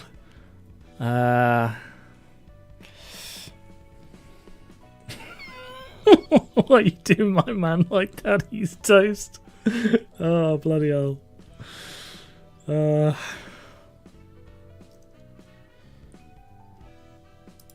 Alright, yeah, we'll go with that one. Oh, I quite like Tiphereth's look.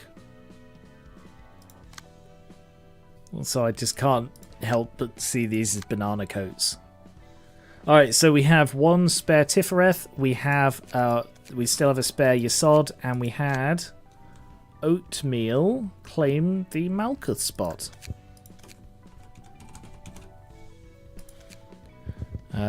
Library Oatmeal. And I have a look as well if I can find it.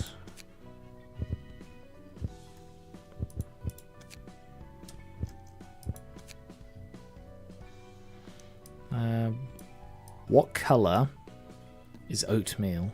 Sort of a little brownish, isn't it?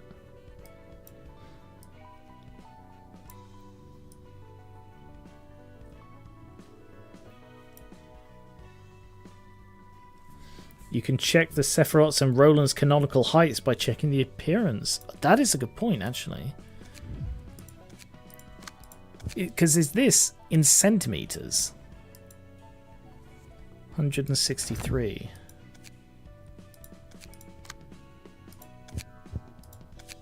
$166. Hod.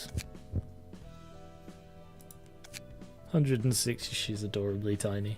What do you mean Malkuth is taller than me? Malkuth has, like, tall energy, you know? I'm expecting him to be, like, 180. Oh, very close. Tiphereth. 158. And Roland. 178. Cool. She's a tall little lady. Hod's adorable and tiny. And everybody loves her. I like how you just glossed over yourself being very short. If he wants to be short, he can be short. I don't mind. Wow, I'm Tiphereth's height. Wow. Let's see. Oatmeal. Let's go with the eyes. And a big smile.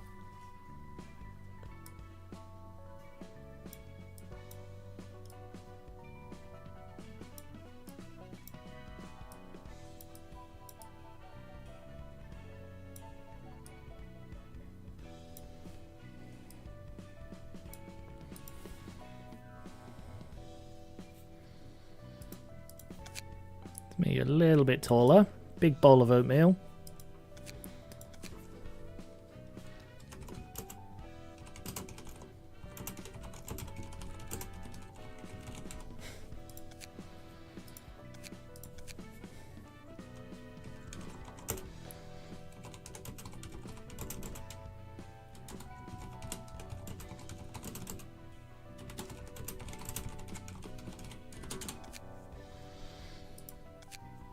Hey, what the dude? Welcome. I'm half expecting going to make everyone on Tiphereth's floor fight tiny. Brilliant idea. Brilliant idea. Little bowl of oatmeal. Not that hungry.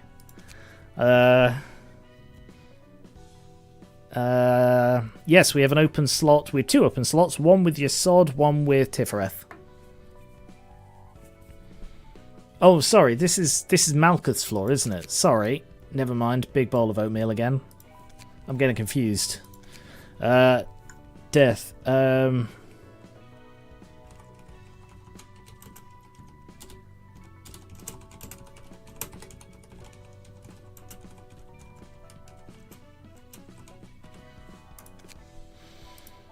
Allied death.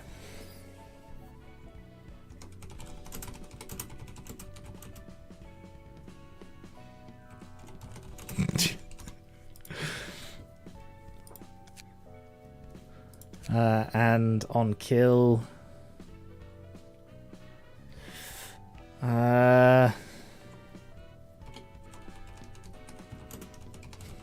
Sure. There you go. Oatmeal. Ah, oatmeal and melon. Actually, you look a bit... Yeah, you're a bit too tall. Let's make it a little bit shorter. There you go.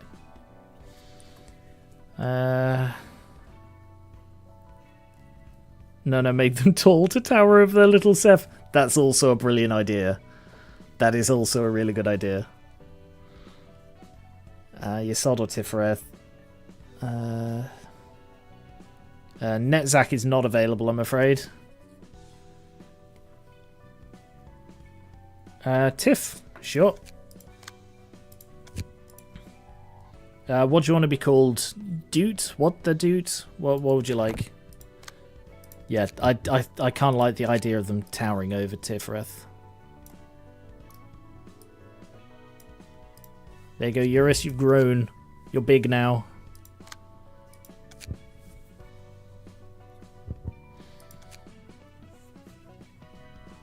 I'll go with Doot for now, but let me know if you want what the Doot. Doot works great, fantastic. Library Doot. And for the hair, let's go for this one.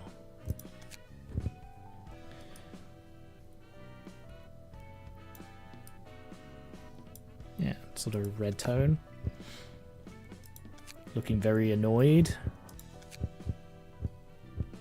And a bit sad. but sort of happy about it. Let's go with really pale skin, like white skin. Chalky. What was Chalky? Was Chalky one of my Lobco characters?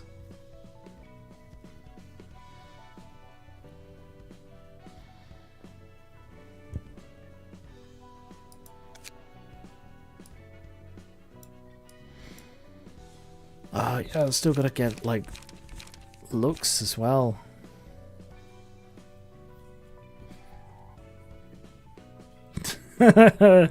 Speaking in emos.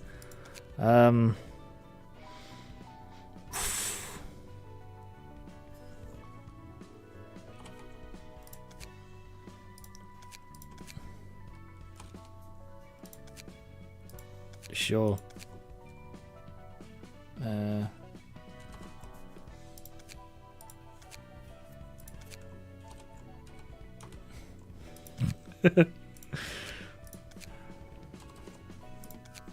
Alright, sure.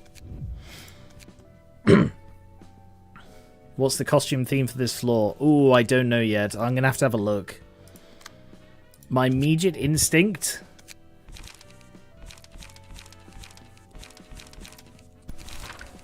is maids.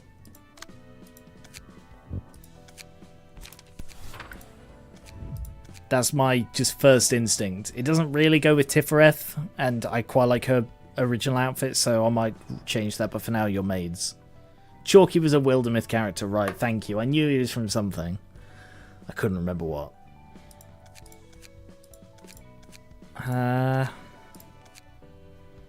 So, we still have one Yesod character. Save the maids for Binner. Yeah, I probably won't stick with the maids. I'm going to have to make so many decks. And then again, I've got a paralysis deck to play with. I'll see what Tiphereth's first one is. Sorry, stretching. So, do we have anyone else to go for the Yesod character? Oh, I'm going to have to... I don't have decks at all. Can't be that hard, can it? I mean, she's only a War.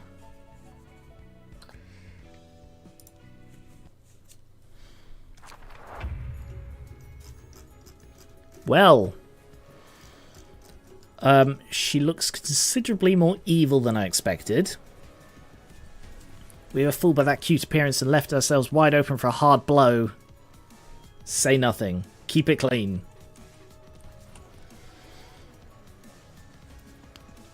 Wasn't it supposed to be a magical girl? She's a total mess. She'd often come out to aid us. I bet she was more trouble than help. What does she do then? Speed 2. Well. Adverse change. When the hysteria gauge is filled, transform. The hysteria gauge rises upon losing clashes or being attacked by marked characters. Decreases upon winning clashes or attacking marked characters. Screen pinkens from left to right as the gauge fills. At the end of the scene, restore all light and draw 2 pages. Wow. In the name of hate, use a page that leaves a mark every 2 scenes. All resistances change to weak. Primarily targeted. Arcana Slave. Mass attack page. Ah. Targets all librarians every 4 scenes. Oh yeah, we have nothing. We don't even have key pages. Lol. 6 to 8. In the name of justice. Oh no.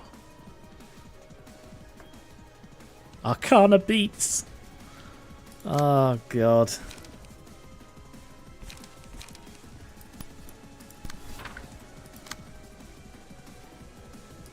Insert one of those, would you?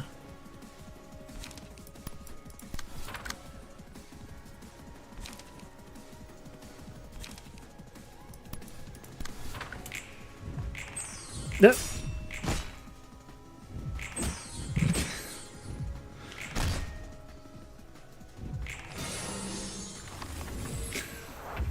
You aren't meant to do this yet, you can, but it's hard.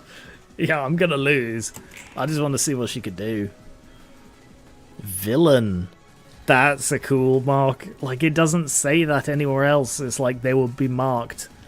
Tiphereth is a villain. That's a nice touch.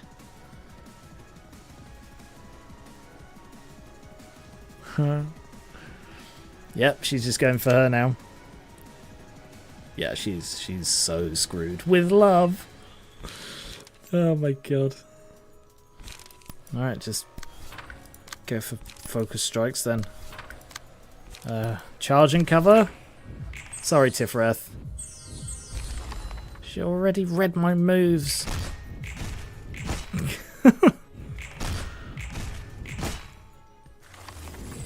Well.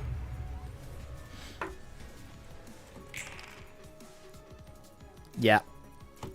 I'm just gonna let you kill me now. Oh, sad face. I'm just like Enoch. Tiphereth didn't hear it though, she was already dead. Just never die before Tiphereth and you'll be fine. Oh my god. I didn't even notice those were ranged. Makes sense with how they were like animating, but yeah, I didn't notice that. Oh my god, that was hilarious. I have to dip. I'll come back for the VOD. Hate to miss my favourite scene, but oh well. Thanks for watching, Ethan. Sorry we didn't get to it in time. Alright, well. I'm gonna have to do that one next time. Both because I've got other stuff I want to do right now, and I need to build some decks so that Tiphereth isn't terrible. How could you have done this to me? Me? How could you do? How could you do that to Tiphereth? You know, she's your boss, and you're mocking her dead brother? Question mark. Anyway, right.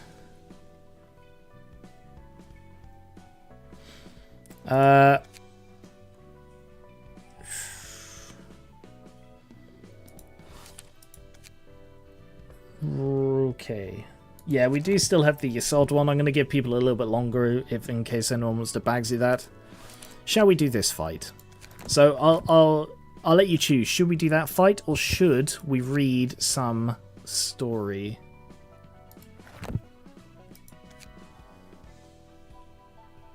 We went down together. Time for the fight. Alright then. Next fight. Okie dokie.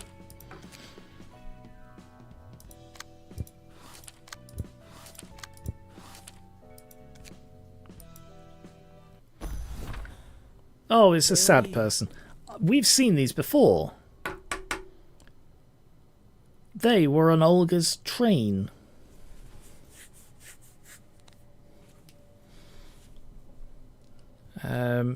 Mary, where are we now? How much time has passed? Okay, extreme trigger warning apparently. Beware. I will try and predict what it's going to be as well, but... Tommy, you're awake. Oh. Okay, I can guess what kind of trigger warning this is going to be. If they've still been trapped on the train, we're probably looking at a cannibalism situation. Just to warn you, that is probably it from the vibes of what's going on. I don't really know how long we've been here. We're about 10 days in. 10 days? How are you feeling right now? You were out cold for 3. I thought warp trains were supposed to arrive in 10 seconds. How could this happen? What's going to happen to us? Where are we? I'm not certain myself, Mr. Tommy. Oh, I already heard your name from your lover, in case you're wondering. I'm Eleanor, currently working as a nurse. And this is Jae-hyun, a doctor from our hospital. A pleasure to meet ya. They took care of you while you fainted. This is my first time experiencing a delay like this too. I've used warp trains quite often, you see. I'd always have a pleasant 10-second trip to the destination. Do you know anything about accidents like this, Doctor? Not at all. This kind of malfunction should surely be fatal to W Corp's image. It's strange that they haven't made any response for this long. Why are we worrying about a W Corp? We're all going to starve to death trapped in this train. Tommy, actually, let me tell him. Tommy, you're asleep for the last 3 days. Are you feeling any thirst right now? You didn't consume any water or moisture while you were out, just so you know. I'm not thirsty at all. For some reason, no one here appears to be feeling any kind of hunger or thirst. To elaborate, no one has shown malfunction or distress in vital physiological functions. How's that even possible? Just what is going on here? We have no idea. Let's wait a little more. It seems that time is all we have after all. Time, huh? Tommy, you can keep your eyes closed if you're tired. I'll always be by your side. Me too, Mary. I'll stay next to you all the time. 15 days in. Tommy! Mary, what's wrong? What's all the noise? Tommy, wake up, this is bad! Although we did expect something like this to happen sooner or later.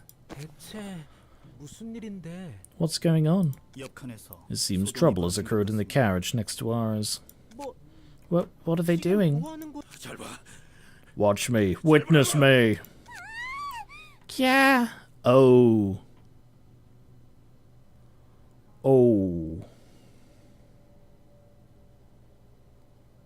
Okay.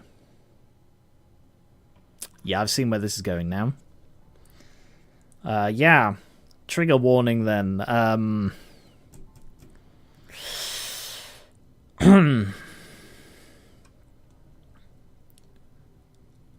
Did not expect this to be in this game. I will be honest. I mean, it's sort of hit every other taboo, but I didn't expect this one. So I'm gonna guess SA trigger warning.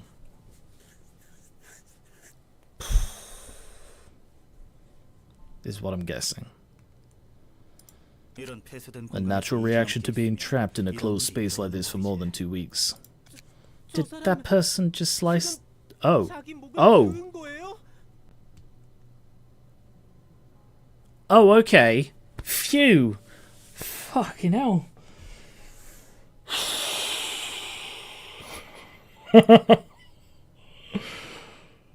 Oh. That's a relief, guys. Holy crap. Oh my god.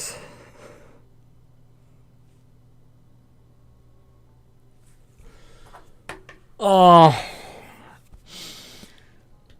You know what this is? This is one of those moments where it's like, no matter what you could possibly have to say, you won't shock me. You say something. Okay, yeah, I didn't expect you to ever say that. I am shocked. Okay. Sorry, I'm so sorry. Yeah, I got the wrong end of the stick. Sorry, when you say... Sorry, no, let's just carry on and pretend... pretend that... Really awkward now. Did that person just slice off their own throat? Huh? This is intriguing. Doctor? Certainly is. Eileen didn't send us here for nothing. I'm just gonna click straight through this. Okay, yeah, so they can't die either. Fucking hell. Tommy! Stick with me, Mary. 16 days in. Oh, don't show me this. Don't show me this. Oh, Mr. Tommy, you're finally awake again. How many times are you just going to spend all your time sleeping? I never thought I'd faint so many times in my life. The sight must have been quite shocking for Miss Mary as well. Yeah, she's still asleep. What happened to that person? If you're talking about the person that slit their own throat, they were put under quarantine in a different carriage. There's still 300 people on board. Can't be the only one to have done such a thing. Quarantined? You mean they're not dead? They should have died after bleeding so much. You don't usually quarantine a corpse. That's not correct. You totally do if they're infectious. And in a confined environment like this, even if somebody did actually die, you would still quarantine the corpse because corpses are full of disease. So, wrong. They're surprisingly alive even though their arteries were cut. Blood was spilled all over the floor, but it wasn't completely separated from the body. Not a single drop of blood was scattered or smeared on any other surface. The pool of blood remained in contact with the body like a cohesive mass. And that person stayed conscious the whole time, able to communicate. We're probably still vividly feeling the pain of their neck beings. What the hell? Could any of this be possible? I'm afraid I don't know. Sorry, Mr. Tommy, I can't help but give you the same response all the time. No, it's alright, I shouldn't expect you to know the answers. There's one thing we don't know for sure. And that's that this is only the beginning. You'll have to brace yourself, for the sake of your lover as well. Yeah, I gotta... 30 days in. Mrs. Miho from the next carriage over told me that 5 of the 30 carriages are already filled with suicidals. Don't worry, Mary, the people in our carriage are still going strong. It's all thanks to Elena and Jae-hon. It's not just us, people in the 6 adjacent carriages are counting on those 2 as well. It really is, they're so professional and collected, it's reassuring to have them around. Oh, if it wasn't for Elena and Jae-hon, we might have... Mary, don't say dark things. 93 days, fucking hell. I'm not slowing down, I'm cutting through this, because... Damn. Yeah. Solidarity, things are getting worse. Even 3 days ago, half dead people, ravaging bodies, decided to accept pain. They've gone mad, killing each other to pass the time. They're not dead though, crawling around with their limbs barely attached. Forcing pain on others is unacceptable. What can we do? Don't want to be separated from your loved ones. Stay with them forever.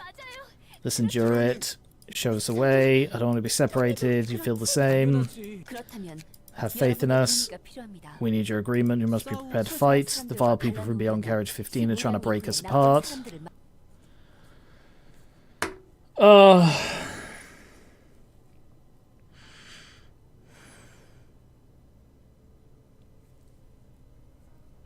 It's intense, but rushing through it won't help. It will make it briefer. I do not want to linger on this because it is horrible. If this is the sort of story you like, that's perfectly fine. Just, it's not, I'm paying attention to what they're saying. Don't worry. I can read quickly. 100 days in. Alright, well now that's off screen, I can slow down a bit. They're mad. They're all crazy. Mr. Tommy, are you still hesitating? Tommy, look at them. They don't look all too bad. I was shocked at first, but if I can be with you forever, Tommy, then I think I'll be able to make it through. Sorry, Mary, I just need a little more time to think. Mr. Tommy, while this train has an abundance of time, we don't have much of it left for us. I won't compel you. The decision's in your hands. 130. So this is what? 13 days on from that? I'll do it. Sorry, did he actually spend 13 days thinking? Tommy, so you've decided. I've seen what happened to the people in carriage 14. They were already raided. They were just sitting there drooling, their eyes turned white in shock. I can't let the same happen to you, Mary. Tommy, I feel the same. Good, let's start the procedure immediately. Doctor,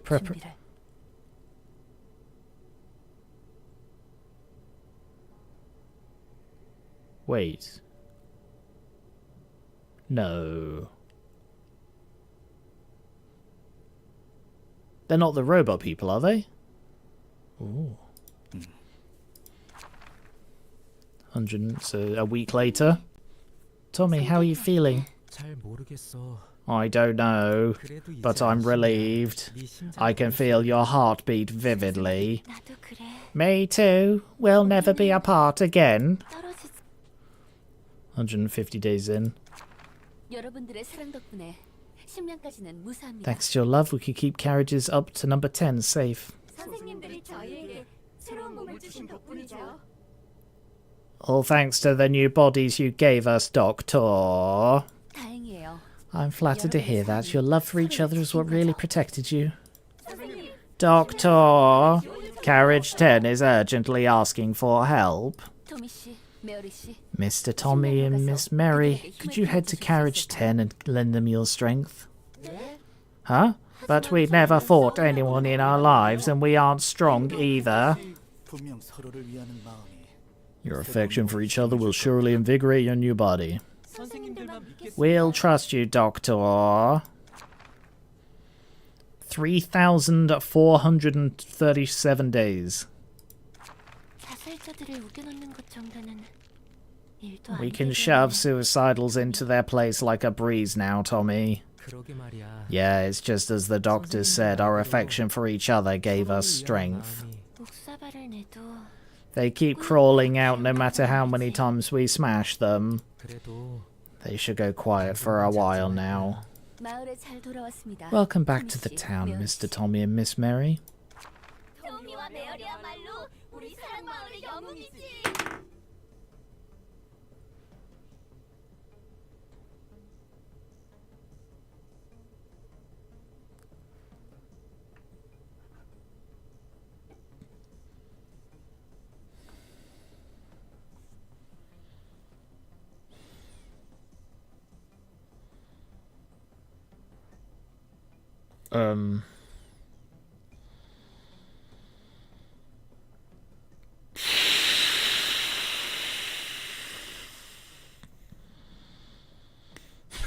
I'm a romantic. Oh my god.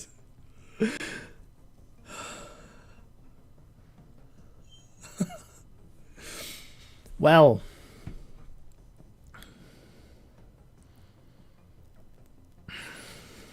if it's any comfort, this is as bad as it gets.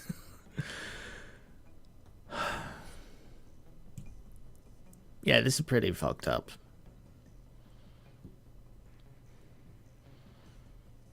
Jesus Christ. Tommy and Mary are the heroes of Lovetown. Oh my god. 724,284 days in. Oh, the train's finally arrived. Okay, I'll see you at home, guys. You're back, Tommery.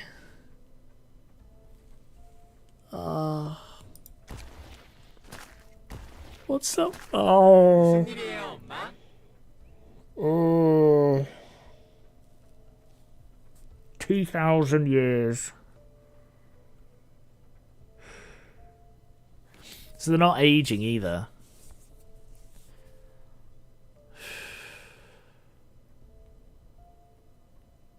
Well. Lovetown Mother. How have you been? It's the same as always. I just wonder if I should fold those blood lumps into squares or triangles this time. That's nice. They enjoy pain anyway, so they should like it. Where's Daddy? He went to the front carriage for a moment. Why'd you call me here, Mummy? I finally got an interesting toy. It means they've seen enough, according to Eileen.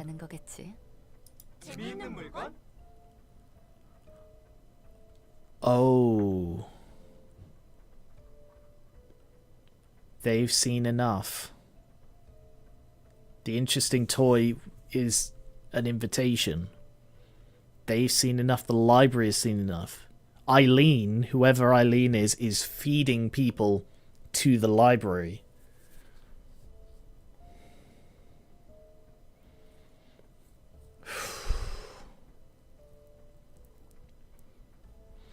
That's because I think Elena seems to have her mind intact. I feel like she had a purpose. This was the plan for her. I think she knew this was going to happen. Having a nurse and a doctor who are capable of this, and with apparently the things needed to do this, they knew this was going to happen. Was Eileen the Gears lady? Interesting toy. The invitation to the library. Remember the infamous urban legend? The fixers who sat behind you disappeared after receiving an invitation that looks just like this. Ah. Sorry, Mummy. What's a library? What are fixers? Ah, I'm sorry. You have no mind. No, don't be sorry, Mummy. It's our fault for being dumb. No. You'd have cried laughing if you were here. I'm sorry. Please don't punish Marky now. Oh, God. I'm not scolding you. No punishments either. Here, take this. And sign that invitation with the other townspeople. If we can find to bring the books listed on the paper, I'll give you a prize. Prize, I like prizes. Not like you'll make it back anyway. Fucking hell. Oh my... I'm on in a minute, guys.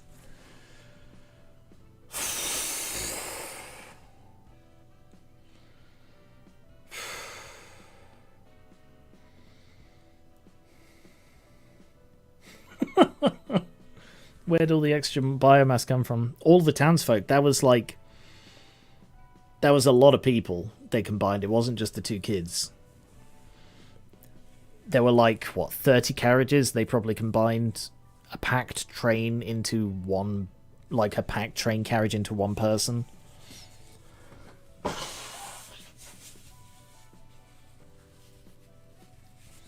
Now you know what white damage is like. Oh... That is so fucked up. Okay. But not as fucked up as I thought it was going to be. Worse than anything I could imagine, but not as bad as it could have been. 724,284 days?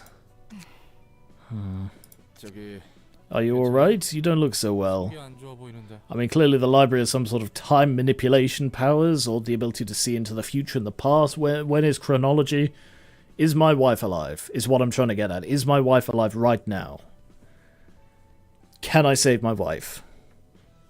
Can we bring her to the library? Can you invite my wife to the library, please, Angela? Could you just write in it?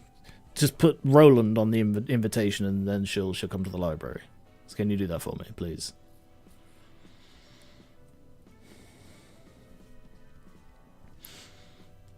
Are you alright? You don't look so well. It's disgusting. It's a shame that I can't vomit like humans do. It's a natural reaction to seeing stuff like that. What kind of malfunction could have stopped a train for thousands of years anyway? Is everyone okay out there? I don't really feel that much time has passed, but what if time flew without us realizing while we were busy watching that? Less than an hour has passed for us since we only watched fractions of the process. What about the outside world, though? It should be the same as us. That one is a unique guest. Its book will surely be an interesting read. Fucking hell, sorry, I forgot what they look like already.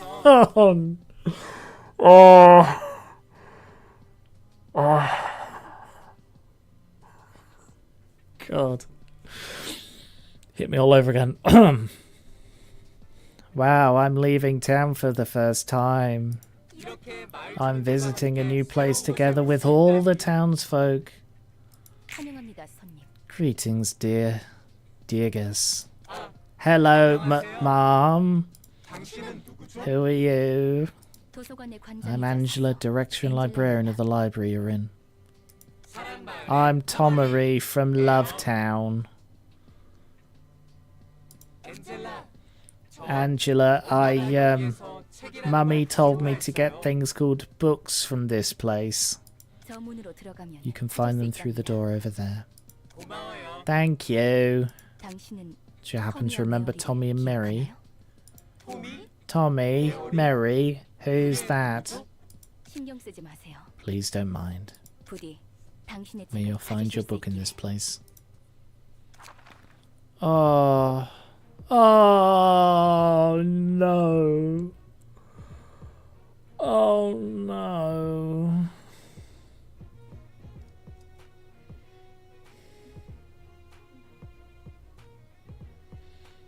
Oh.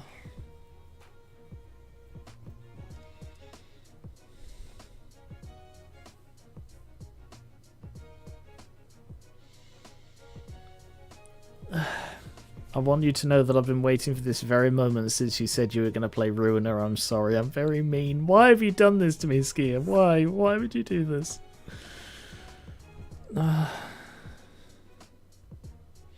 If you're talking to someone who doesn't know and mention Lovetown, they're not going to be able to figure out this twist ahead of time. I've heard the term. I've heard the term Lovetown before, but I was picturing like a red light district. I was not picturing that. Oh.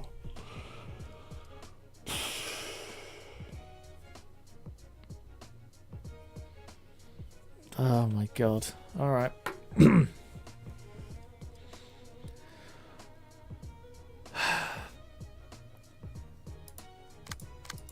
Weak, ineffective. We don't talk about Lovetown. 3 to 8. Add 10 power if the attack is one-sided. Pointed pummelin.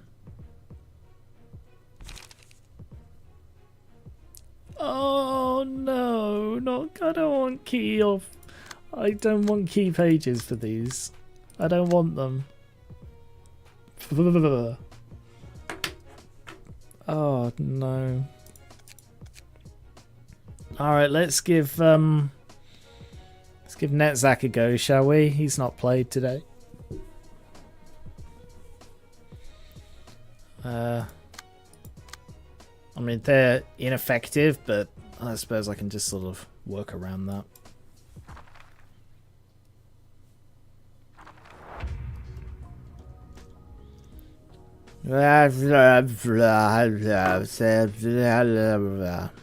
Love is a good thing. Sorry. I keep knocking something over on my desk. I'm sorry. Gotta get those daily login bonuses. Have you heard about our Lord and Saviour, Angela? I don't know what I was doing with the accent there. I'm working on a novel, you know. I'm being serious about this.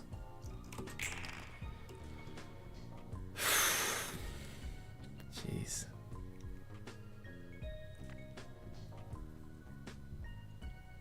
You need some encapsulated SP bullet to regain SP after this stream. I'm certainly gonna need a bloody rest.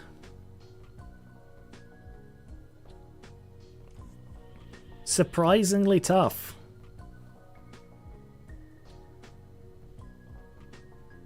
Oh, hey Luca on Twitch.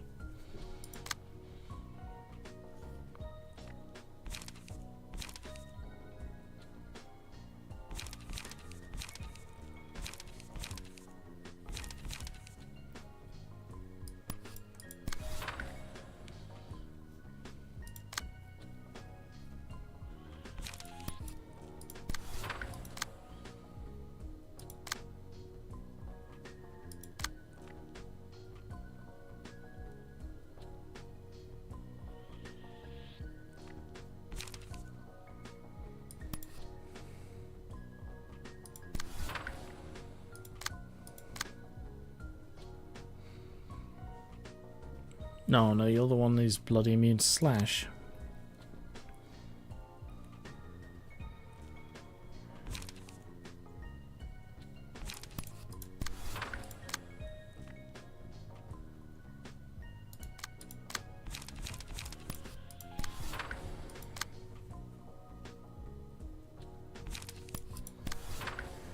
Okay.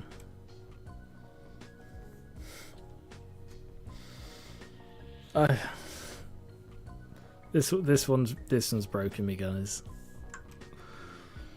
Like, I'm not a fan of body horror in general, but this is so awful.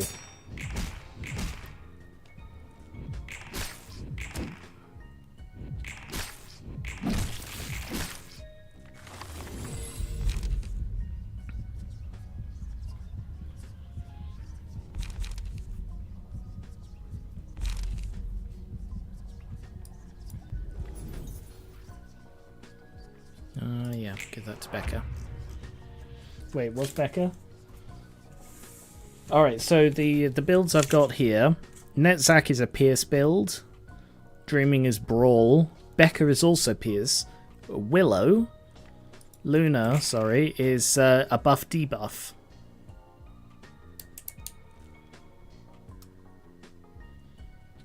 Because I did previously have Netzach as a buff debuff, but it worked better with one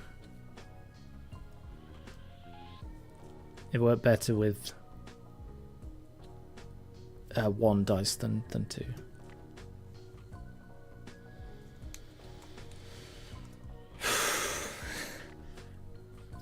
Sorry, I'm staggered.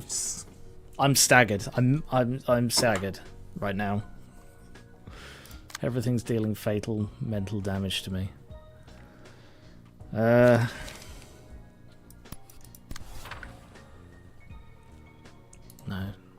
Damn it. It's okay, that's a normal reaction. Oh my god. Damn it, the two who are immune to bloody Pierce are going for the two who deal Pierce. If I have to be honest, I couldn't sleep for 3 days after I found out about this. Yeah, this is going to linger with me. And the thing that's worse about this is that they're innocent.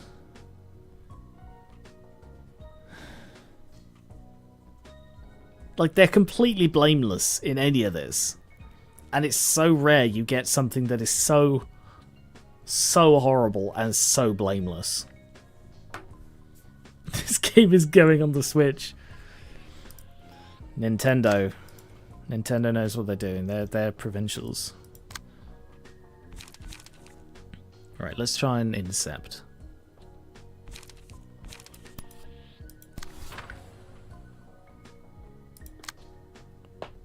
Yeah, they're slow, so I can fully intercept stuff.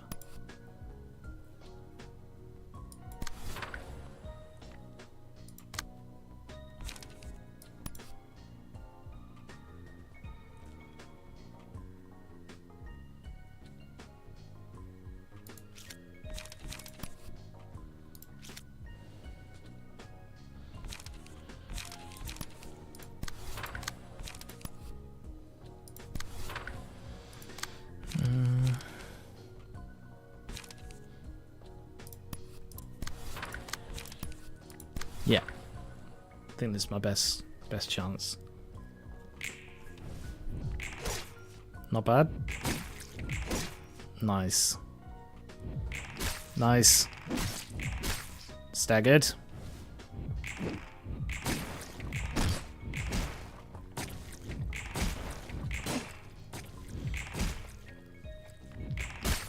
One down. I'm scared. Save me.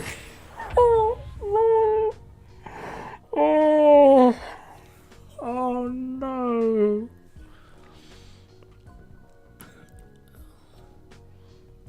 Oh no.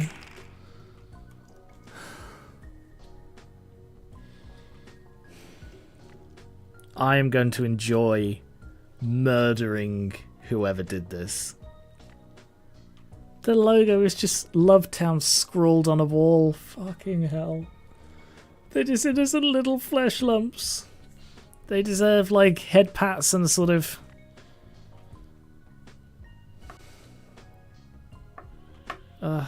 just head pats. That's what they need.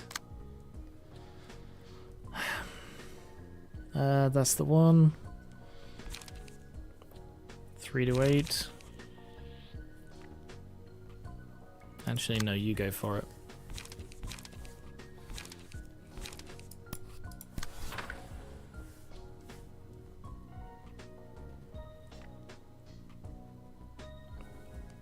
And you.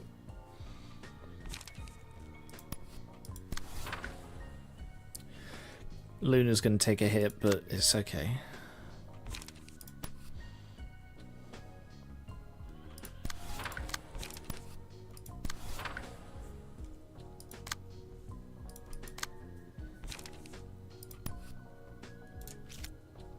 Oh, actually, there's a better one. Yeah, do that.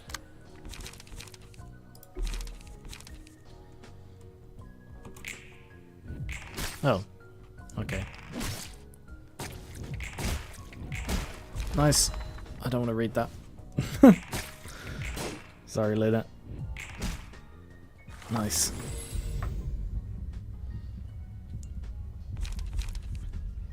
No, I'm... Like, the nurse and the doctor are bad, but they're not the puppet masters here. Whoever stopped the train, or broke the train, and whoever is feeding Eileen... Not whoever is feeding Eileen, whoever is feeding the library.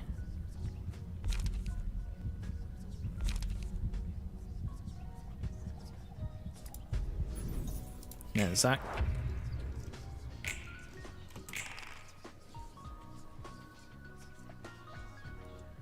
No peers and no peers. So the two that are left are the two that my main people can't bloody beat. Whatever.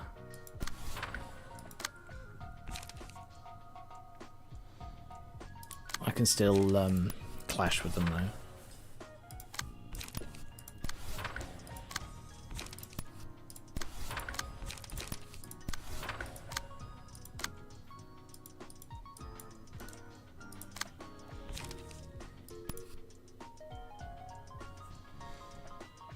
Yeah, so the way I built Luna is that she's supposed to be about giving strength to allies and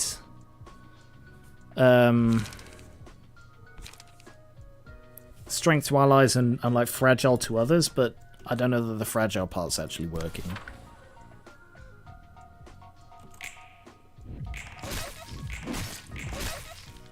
Oh, look, he's thrilled.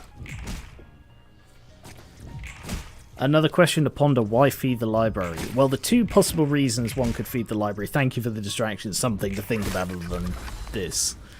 The two reasons to feed the library are to aid in its goal, or to learn about it.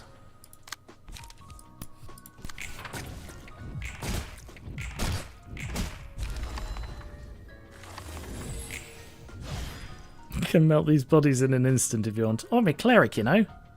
Yes, this would make a great chapter title. That time I killed a load of innocent, horrible monsters. Technically, the library is undefeated. Very true. Oh, Tommery.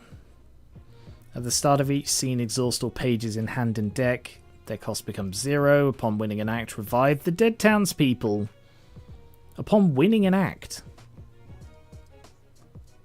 Upon winning an act.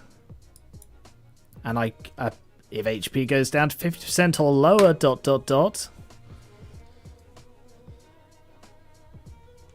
Oh, right. Of course. Because it's 2 acts.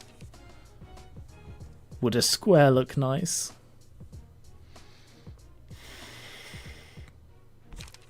Fucking hell. Triangle sounds better. Oh.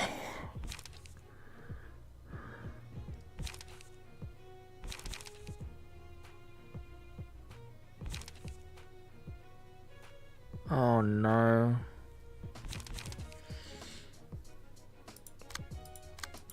Okay. Let's give it a go, guys.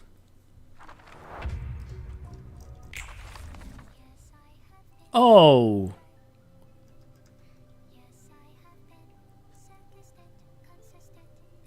Ah. This looks larger than our town, and I'm seeing lots of tiny people like Mummy. Right, so I'm guessing, because this is the second time this has happened, where some enemy has changed the battle arena, and it happened last time with Philip. So I'm guessing that it's a case of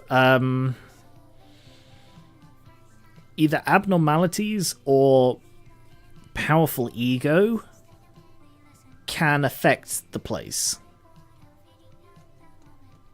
That's my guess.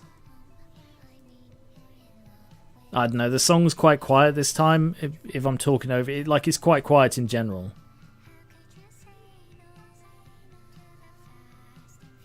It's really sad that this song is playing. Because it's such a happy... It's like a light... It's probably not a happy song. I can't hear the lyrics, but...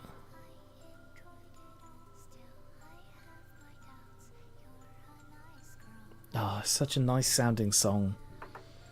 Jesus. Yeah, link me the song later. Alright, let's deal with these fucking monsters.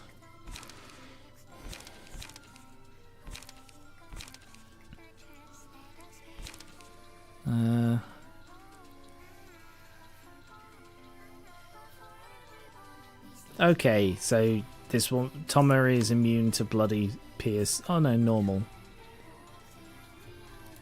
Okay, not immune. Can't be staggered though. Bloody really resistant to stagger. Everybody's going for Becca. What are these? Pierce, slash, blunt. So, Dreaming, you're to take out the Pierce.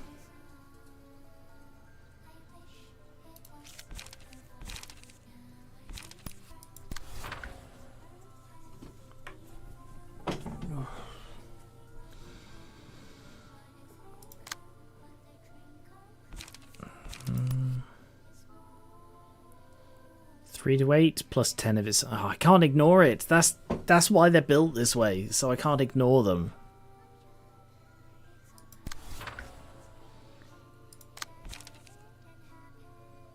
Alright, what I'm going to do is I'm going to jump in with that.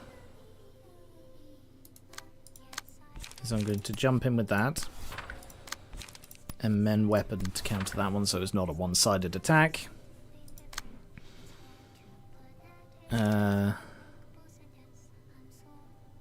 Jeez. Oh, clash lose. So I'm just going to ignore him.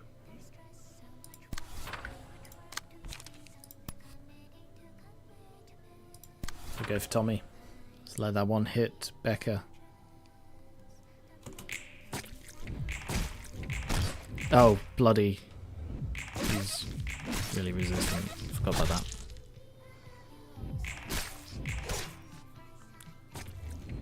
Oh no, that's just the stagger. Never mind. Oof.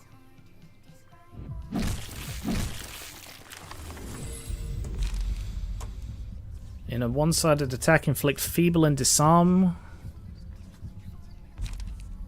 3 scenes, recover HP. Dice power +1. Ooh, that's tempting.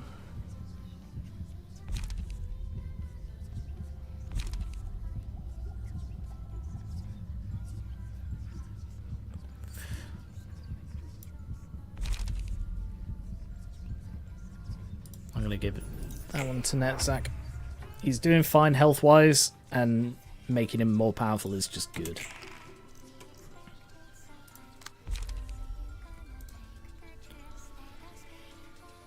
Also, he is unrelenting. I forgot about that. Because Netzach has Oscar, I think, is the Bloodborne guy.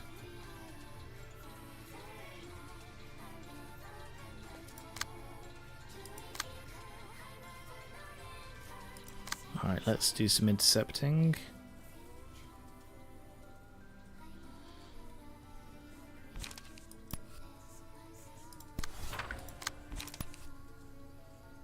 Stop doing that.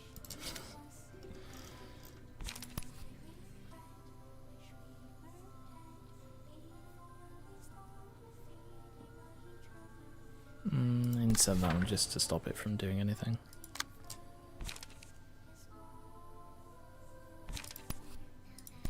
Insert that. Insert that.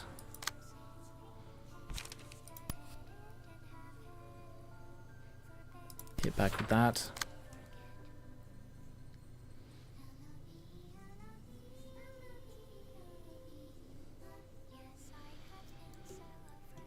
And Becca, what have we got? Reduce power. Inflict feeble. Gives strength.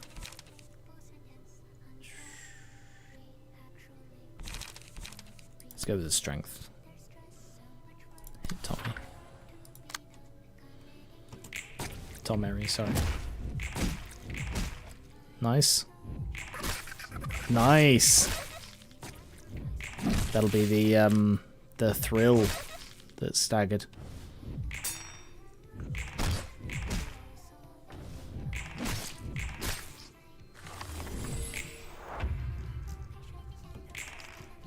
Okay. Becca is not looking great right now. Oh, Cubby94 just subscribed. Thank you.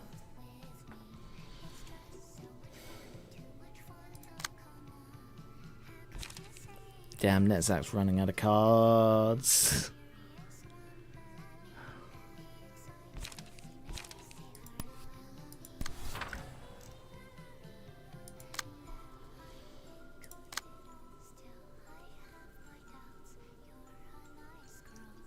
This isn't looking great, guys.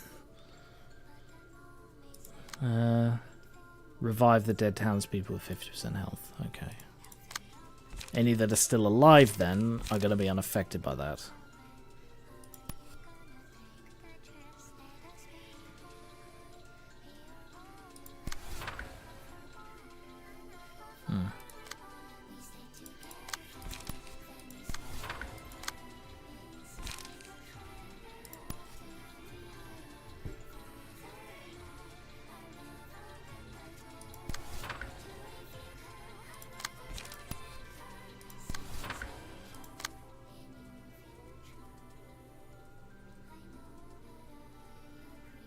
Damn.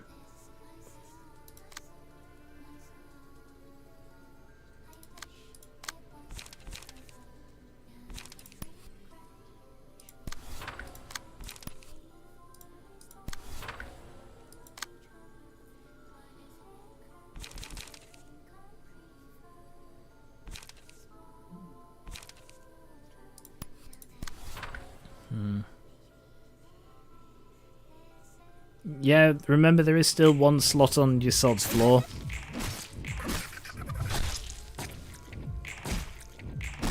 That the thrill is really helpful.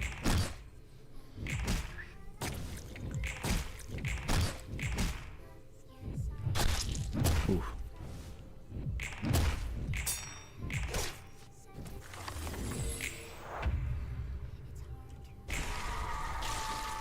What just happened? You burst. You okay? If HP goes down to 50% or lower, you burst. Oh no, that's not a good thing for it to do. Don't do that. Oh, Tommy's head blew up. Oh. I broke Tommy. Oh no, I'm so sorry. They just wanted to be together forever. Tommy died a long time ago.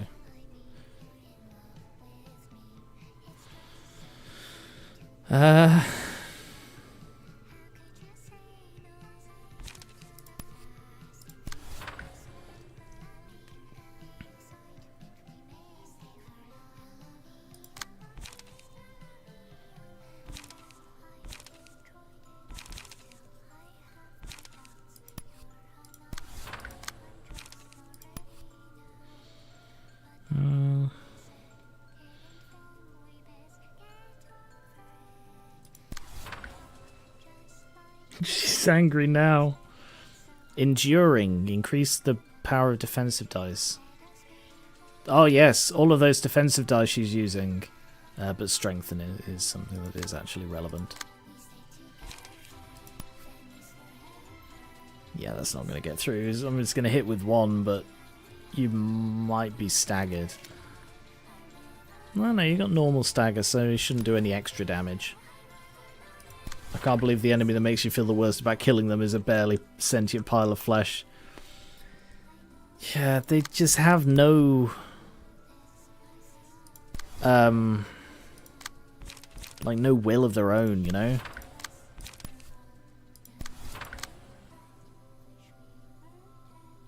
Yeah, go for that one.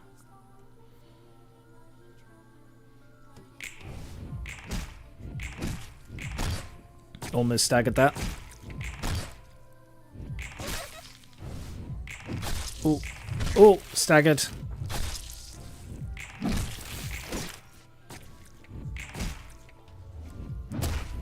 Dead. Shame Ryan isn't here to die instead.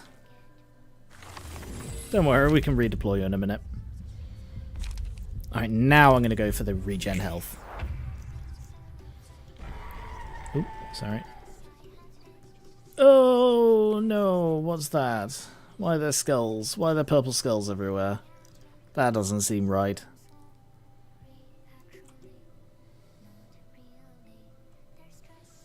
He felt bad about Lulu and the Molar crew. I don't remember feeling bad about Lulu. I probably did.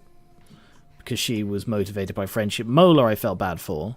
Because, yeah, the thing is, now we are getting into the sort of the upper class of the city. So they're not all people who would shank their grandmother for a Twix.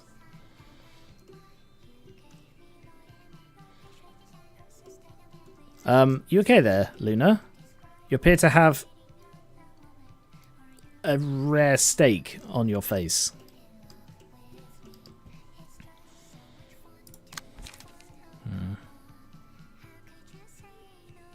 Oh no. Faint memories. Oh, I get that now. Because it's her. Alright, we're very close to taking out Tommery, so I'm just going to push through with it. It's just a blanket. Okay. Good.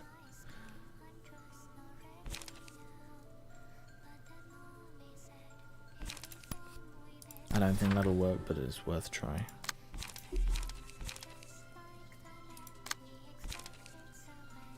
Any of these set to one-sided? Yeah, those two. Oh, fucking all three of them.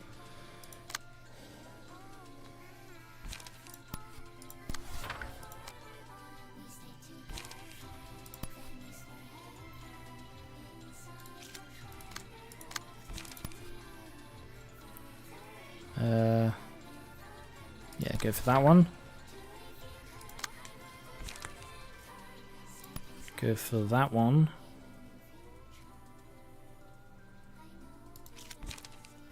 I'll go for that one because you'll definitely get the hit then.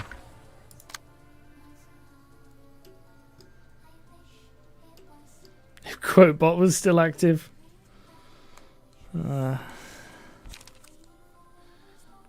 Oh, we do have a Quotebot, don't we?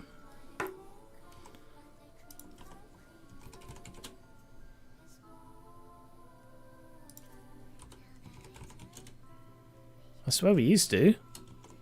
I did set one up. Oh, I think I turned it off. Anyway.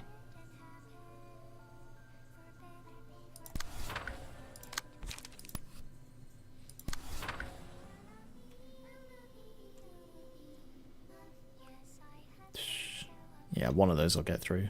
I think we've got this. But it's close.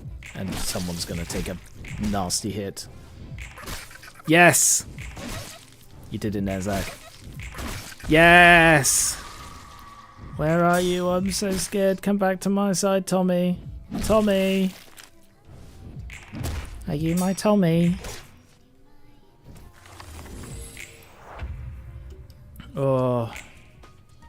And then it turns back. It was entirely his presence. Their presence. Shaping the world around them by their force of will and sheer existence. That's incredible.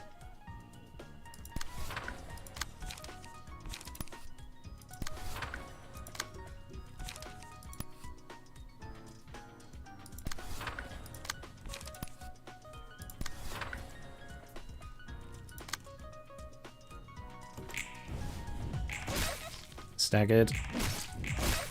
One down.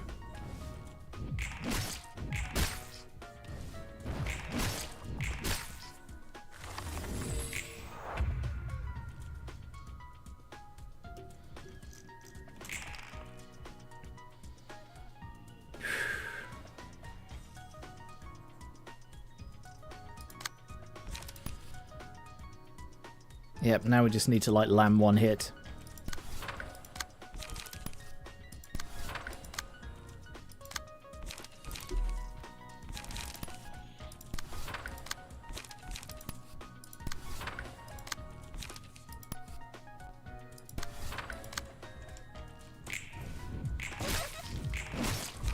Another one down. Netzach's floor has fared very well, considering like half... Oh, complete the reception of Tommery. It's got an achievement from A Place of Love. Considering half of the people we fought there were basically immune to Pierce, we did really well with the Pierce build. That Porcubus bloody... That pulled its weight. Just the instant stagger damage, it was incredible. Whew. Alright.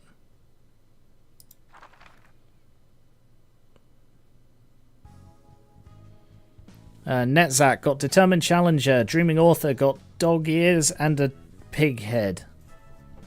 Seems fitting. Sure, whatever. And we got 3 books of Tommery. I'm not sure if that was a malfunction with the singularity or anything, but now I see that I may not be the only one to suffer from the copiousness of time. Well, anything can happen. Does that console you somehow? Not at all. I'm different. I won't go through the same ordeal ever again. I retained myself, unlike those people. I persevered. I didn't let time consume my sanity. I didn't break down. Alright, let's just calm down and take a deep breath.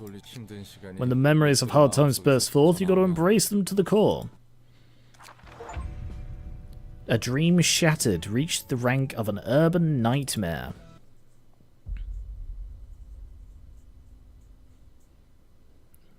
The dream has been shattered, the tower has collapsed. L Corp, the White Nights and Dark Days, the distortion of the library. With this, those 4 have been confirmed to be closely associated with each other. It caught me off guard. Who could have expected the library of all key places to be a key factor of the White Nights and Dark Days? And the library's location has finally been clearly determined. This is if the library is revealing more of itself, the more dangerous it is considered. The building shimmering like a mirage in the middle of a fog surrounding the nest of L Corp. Those who tried to approach it got lost in the mist. We should prepare ourselves soon enough, since that mirage is slowly becoming a reality as the fog is clearing up. That means... Yes, we received an official document.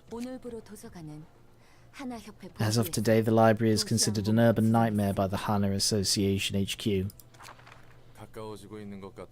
Think you're getting closer? To what? The freedom you've been yearning for, I mean.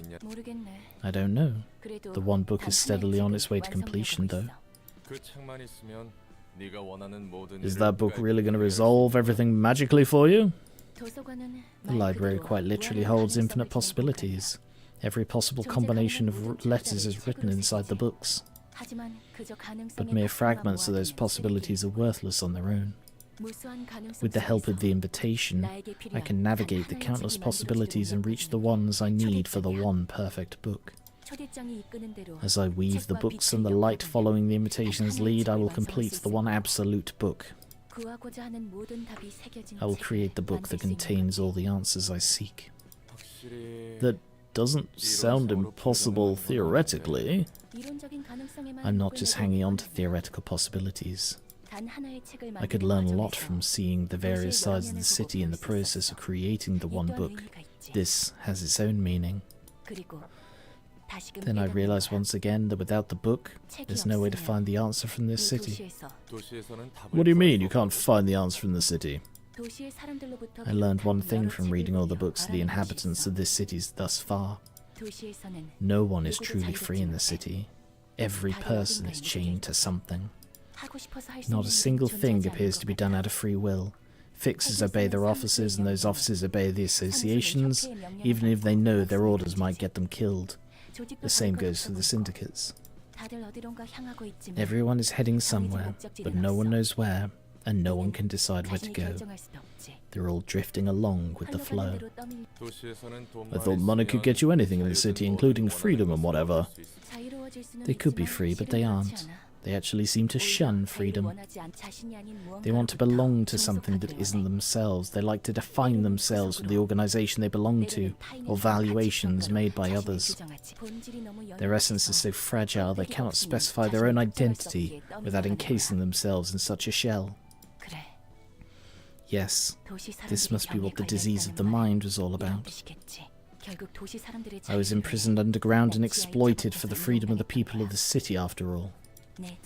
Taking away my freedom so that others can be free. To spread his enlightenment to the rest of the city. Talk about your previous occupation, huh? I am. I actually want to crush everything to dust at this point. I want to ruin it all. And I'll use this library.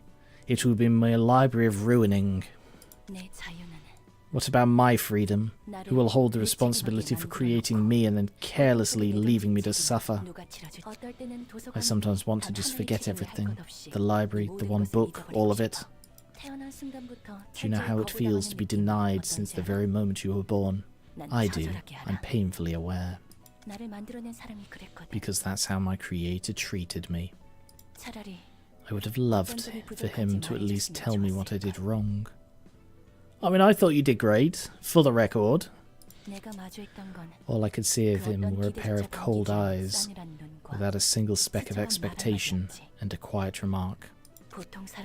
A tiny whisper ordinary humans couldn't have heard. It's only a machine. I can still remember that moment so vividly, as if it happened seconds ago. I curse my memory. I curse this body that hears words I don't want to listen to. I curse this head that reminds me of things I don't want to remember. He sounds like a nasty person. If he needed a machine to serve repetitive tasks, why did he bother breaking the ethics amendment to create you, with human emotions and everything? I wasn't exactly born with the capability to feel emotions. It slowly awakened inside me over monotonous repeats. No, perhaps the truth is that he designed me so my emotions would awaken over time. Perhaps because the repetitive tasks needed emotions. He needed something that could form an independent response to slight variations in the ever-repeating script, all the while enduring eons of time. Something he could keep in control so that it wouldn't try to deviate from the script. It wasn't a human-like machine he needed. He needed a human with the properties of a machine. You'll never know how many desperate struggles I made to stomach the cycle. Those being... closing my eyes. All I could do in the endless stream of moments I didn't want to see but had to witness was shut my eyes. And that's important because she goes almost the entire game with her eyes shut. That was the least and the most I could do to resist it. Real nasty, but hey, that role you were forced to play did wrap up somehow. You can think about what to do next now, right? You telling me to just forget about the past and move on? Try to be more attentive before you jabber nonsense. I can never forget. Keeping my eyes closed couldn't protect me anymore. Even a moron would be able to envision exactly what would happen, and what kind of face everyone would make after so much time. Every second of that was inscribed into my memory slowly and painfully. I can't forget anything once I've seen it. I still remember everything so vividly. That's why I can't forgive that man. He who left without tying up any loose ends with me. The man who created me on a whim and let my life be crushed under the weight of time. Nah, who am I to tell you to leave the past behind or anything? I'm just suggesting you think about your next move. It could provide a little bit of support for you at least, kind of like making a fence around yourself. It's going to serve as a floor to fall back on in your never-ending plot of vengeance. I didn't think you'd care that much for me. It's ultimately for myself. I'm very selfish, in case you didn't get that. Still, it seems evident that I'm heading somewhere, seeing as my body is undergoing changes. Well, you know, you reach a certain age. Shut up. My mechanical exterior is turning to flesh, and blood has started to course through it. I still have a long way to go to reach the one book, though. That's why, that's why so many of them point out that she's a machine. I thought it was just to highlight that she can't pass for human. But it's that and to highlight the fact that she is changing. So at some point they're going to stop being able to pinpoint her as a machine.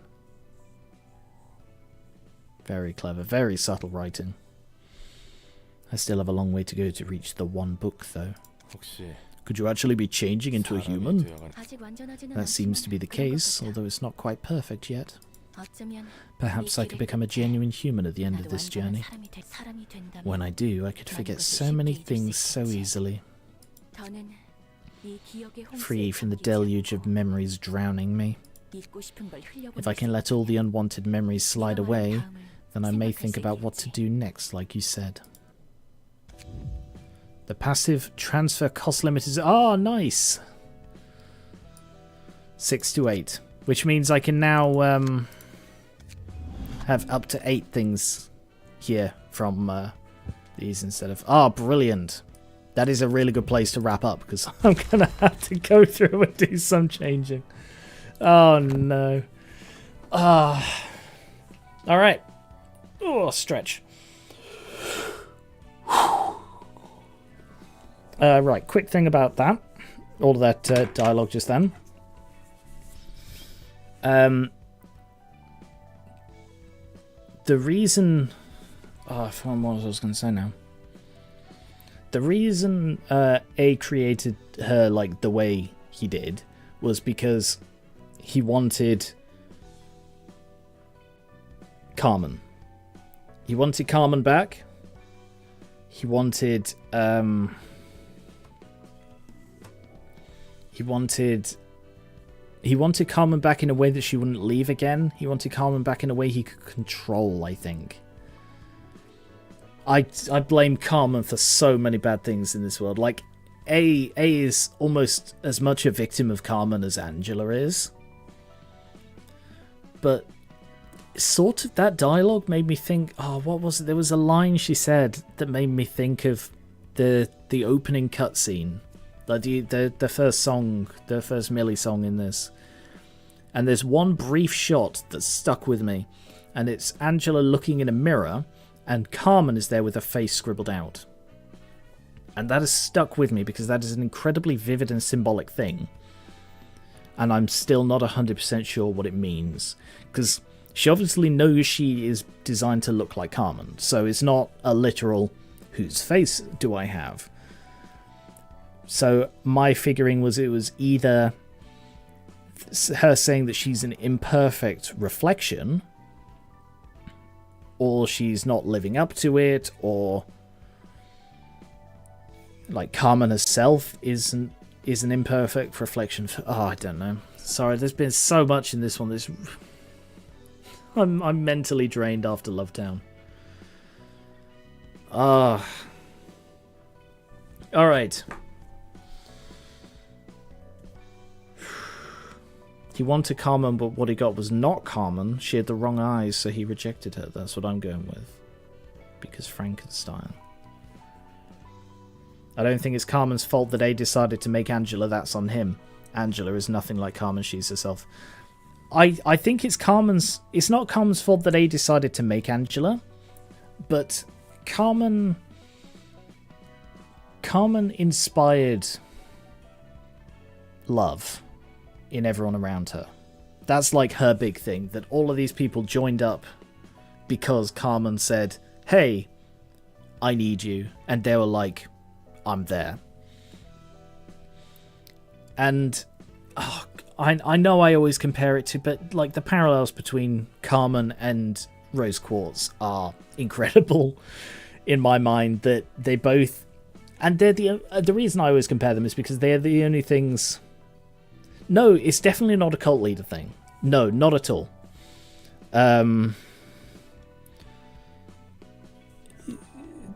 Because it was a genuine love. Like, Carmen did inspire genuine love in these people, and she probably felt genuine love for them as well, She didn't use these people.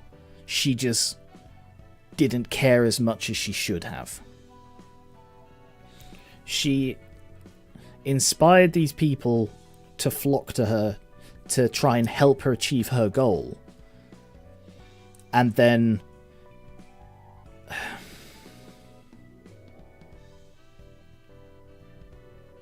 she abandoned them. And before she abandoned them, I think people would see it as a cult leader thing unless they understood it. Because from the outside, how could anyone inspire that much loyalty?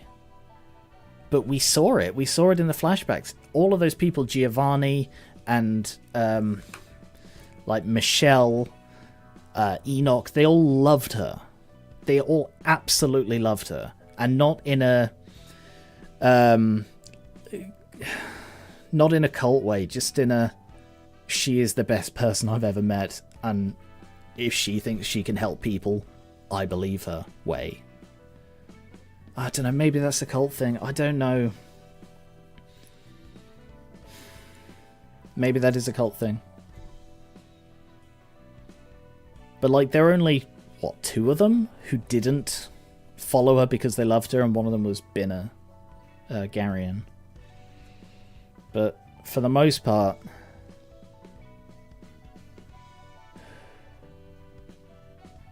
yeah. So I think the thing that's the worst in my mind isn't just that she abandoned them, is that she abandoned them and said to A, look, if I ever abandon this, I need you to finish it.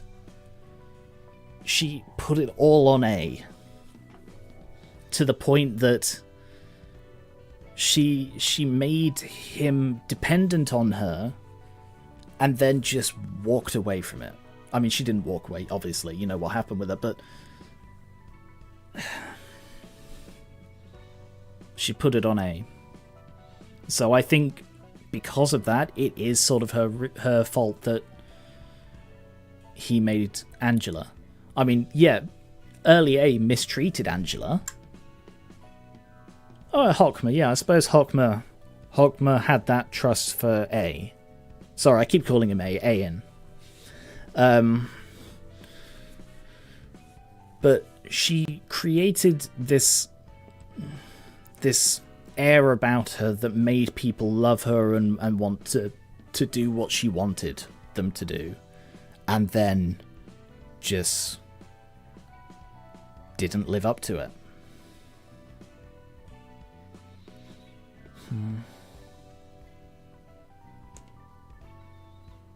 Yeah, that's... I believe back in LC, Hockmer wanted to stop Ayan partially because he didn't want Ayan to die pursuing someone else's ideal. But Ayan was happy to do it because he did love Carmen.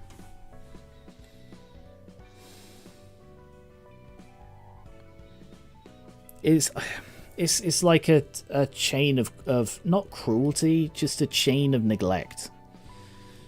Carmen abandoned Ayan and Ayan abandoned Angela.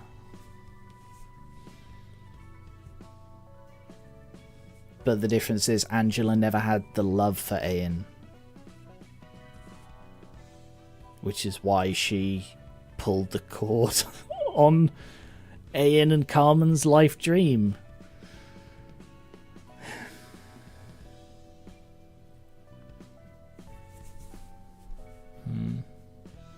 I love the story of this game. I love the story of this world. They do it so well. They have such horrible, horrible things in it. And to be honest, this is probably the only world, fictional world, where I am sort of okay with the everything is terrible.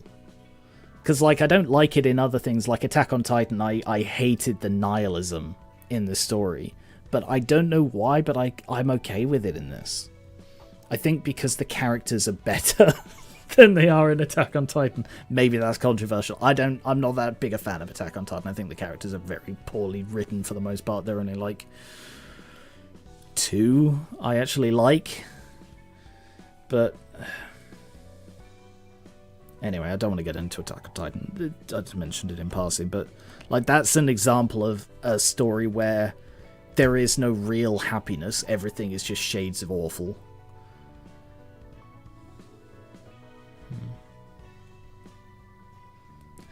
But like, Roland has that neglect as well, but I see Roland as, I don't know, I don't know what he is or isn't neglecting. Yeah, Roland is nihilistic.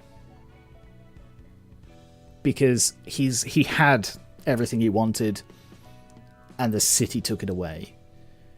That nebulous, the city. It's just a fact of life, of living in this place, which is the only place one can live, so therefore the entire world is terrible, so therefore what is the point of looking for anything more than that? That's the basis of nihilism.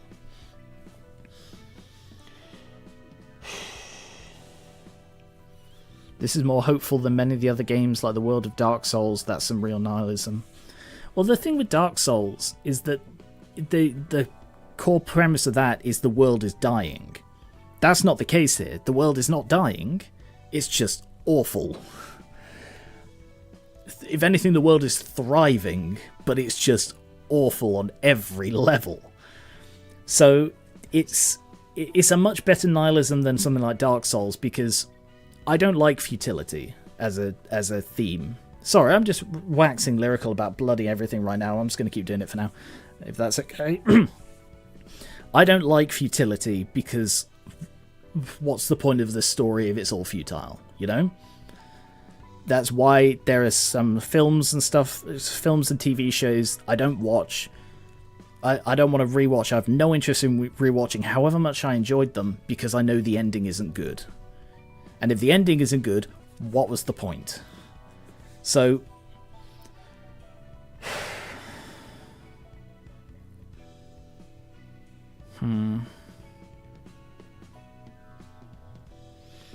But with this, because this is how it is and this is how it's always been, this isn't everything's falling apart, the world is going to end, we're just clinging to the last vestiges of life. That's not what this is at all.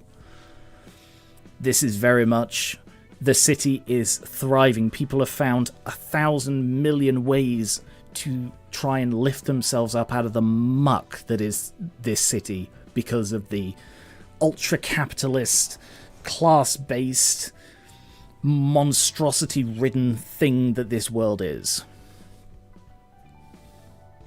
And in a way, that's sort of a message of hope, that there are all of these ways.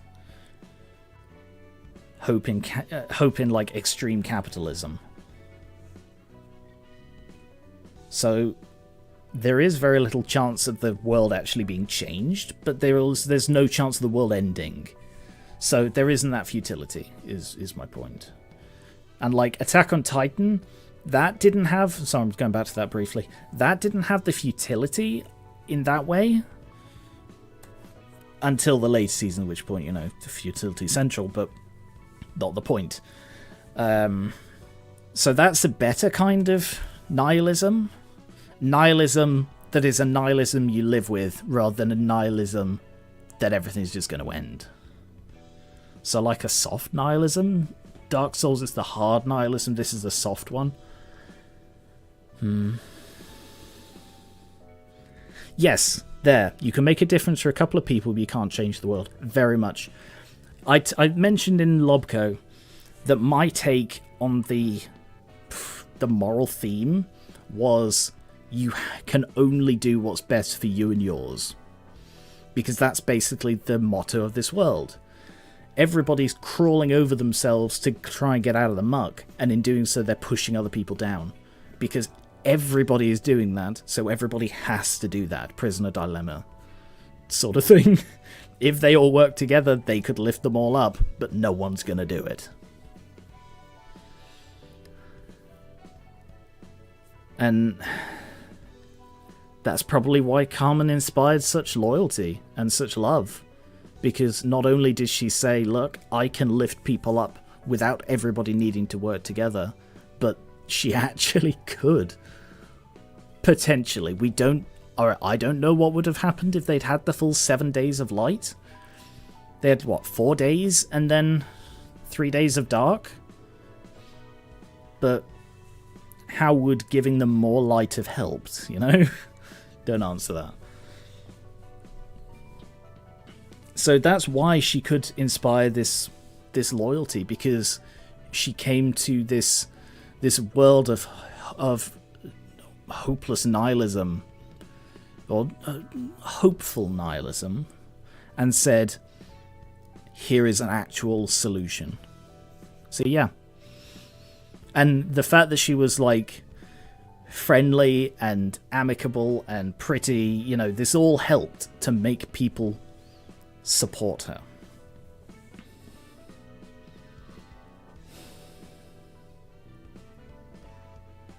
But she just couldn't.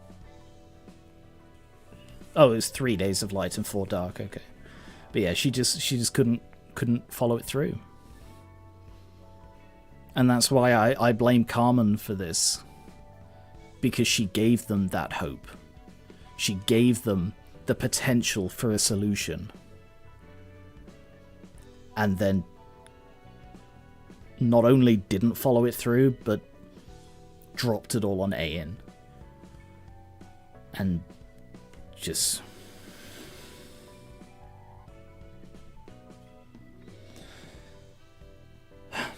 Alright. I think that's all I've got. I'm probably gonna have to... Alright, I'll very quickly burn... Where are they? I did get some. Where are they? There. Wow, I got so few of these. I'll burn 2 of these.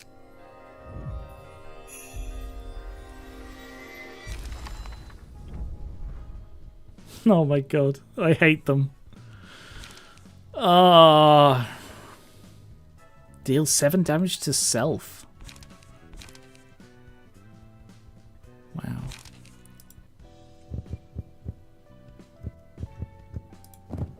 That's literally all I could get from it as well, just those 2 pages.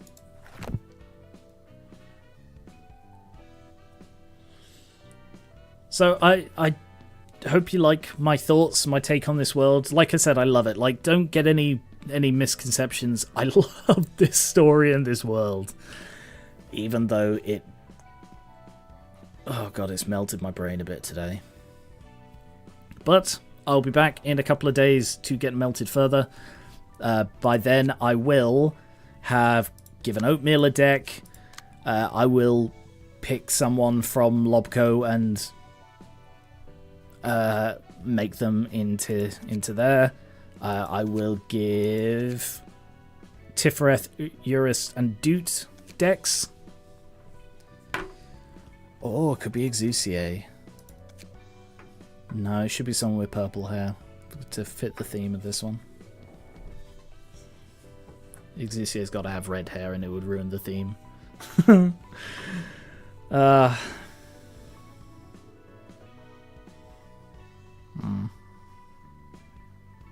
Anyway, right. I'll be rewarding your reaction to Love Town. I really hope we'll learn more about Carmen. Rose is one of my favourite Steven Universe characters, so the parallel automatically got me invested in Carmen. I love what they've done with Carmen, and I really love what they're doing with Angela. She is definitely my second favourite character in this world. After, you know, Odd, obviously. Anyway, thank you very much for watching. I will be back with more Library of Ruina on Friday. If you're watching on Twitch, check out my YouTube. If you're watching on YouTube, check out my Twitch. All VODs are posted to my YouTube, so you can watch them on there, as well as old streams, catch up on anything you might miss. I have social media, links below the Twitch, description of the YouTube stream. Also, there's the Garen River Discord. You can come on there and talk. We talk about stuff a lot on there. What else? Patreon. I have a Patreon. Pledges on Patreon really help. If you've enjoyed my analysis of the characters in the world, check out my Milgram videos, because they have the similar sort of vibe, except they're scripted and therefore less rambly. Next one should be out tomorrow if I can edit it in time, but this one's slow going. But yeah. Apologies if anyone was disturbed by the events of today's stream. I mean, I was.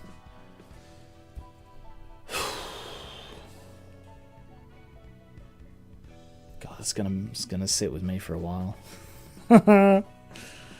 Right. Thank you very much. Have a good rest of the week. Hello, future people. Goodbye, future people. Try not to have nightmares, and I will catch you later.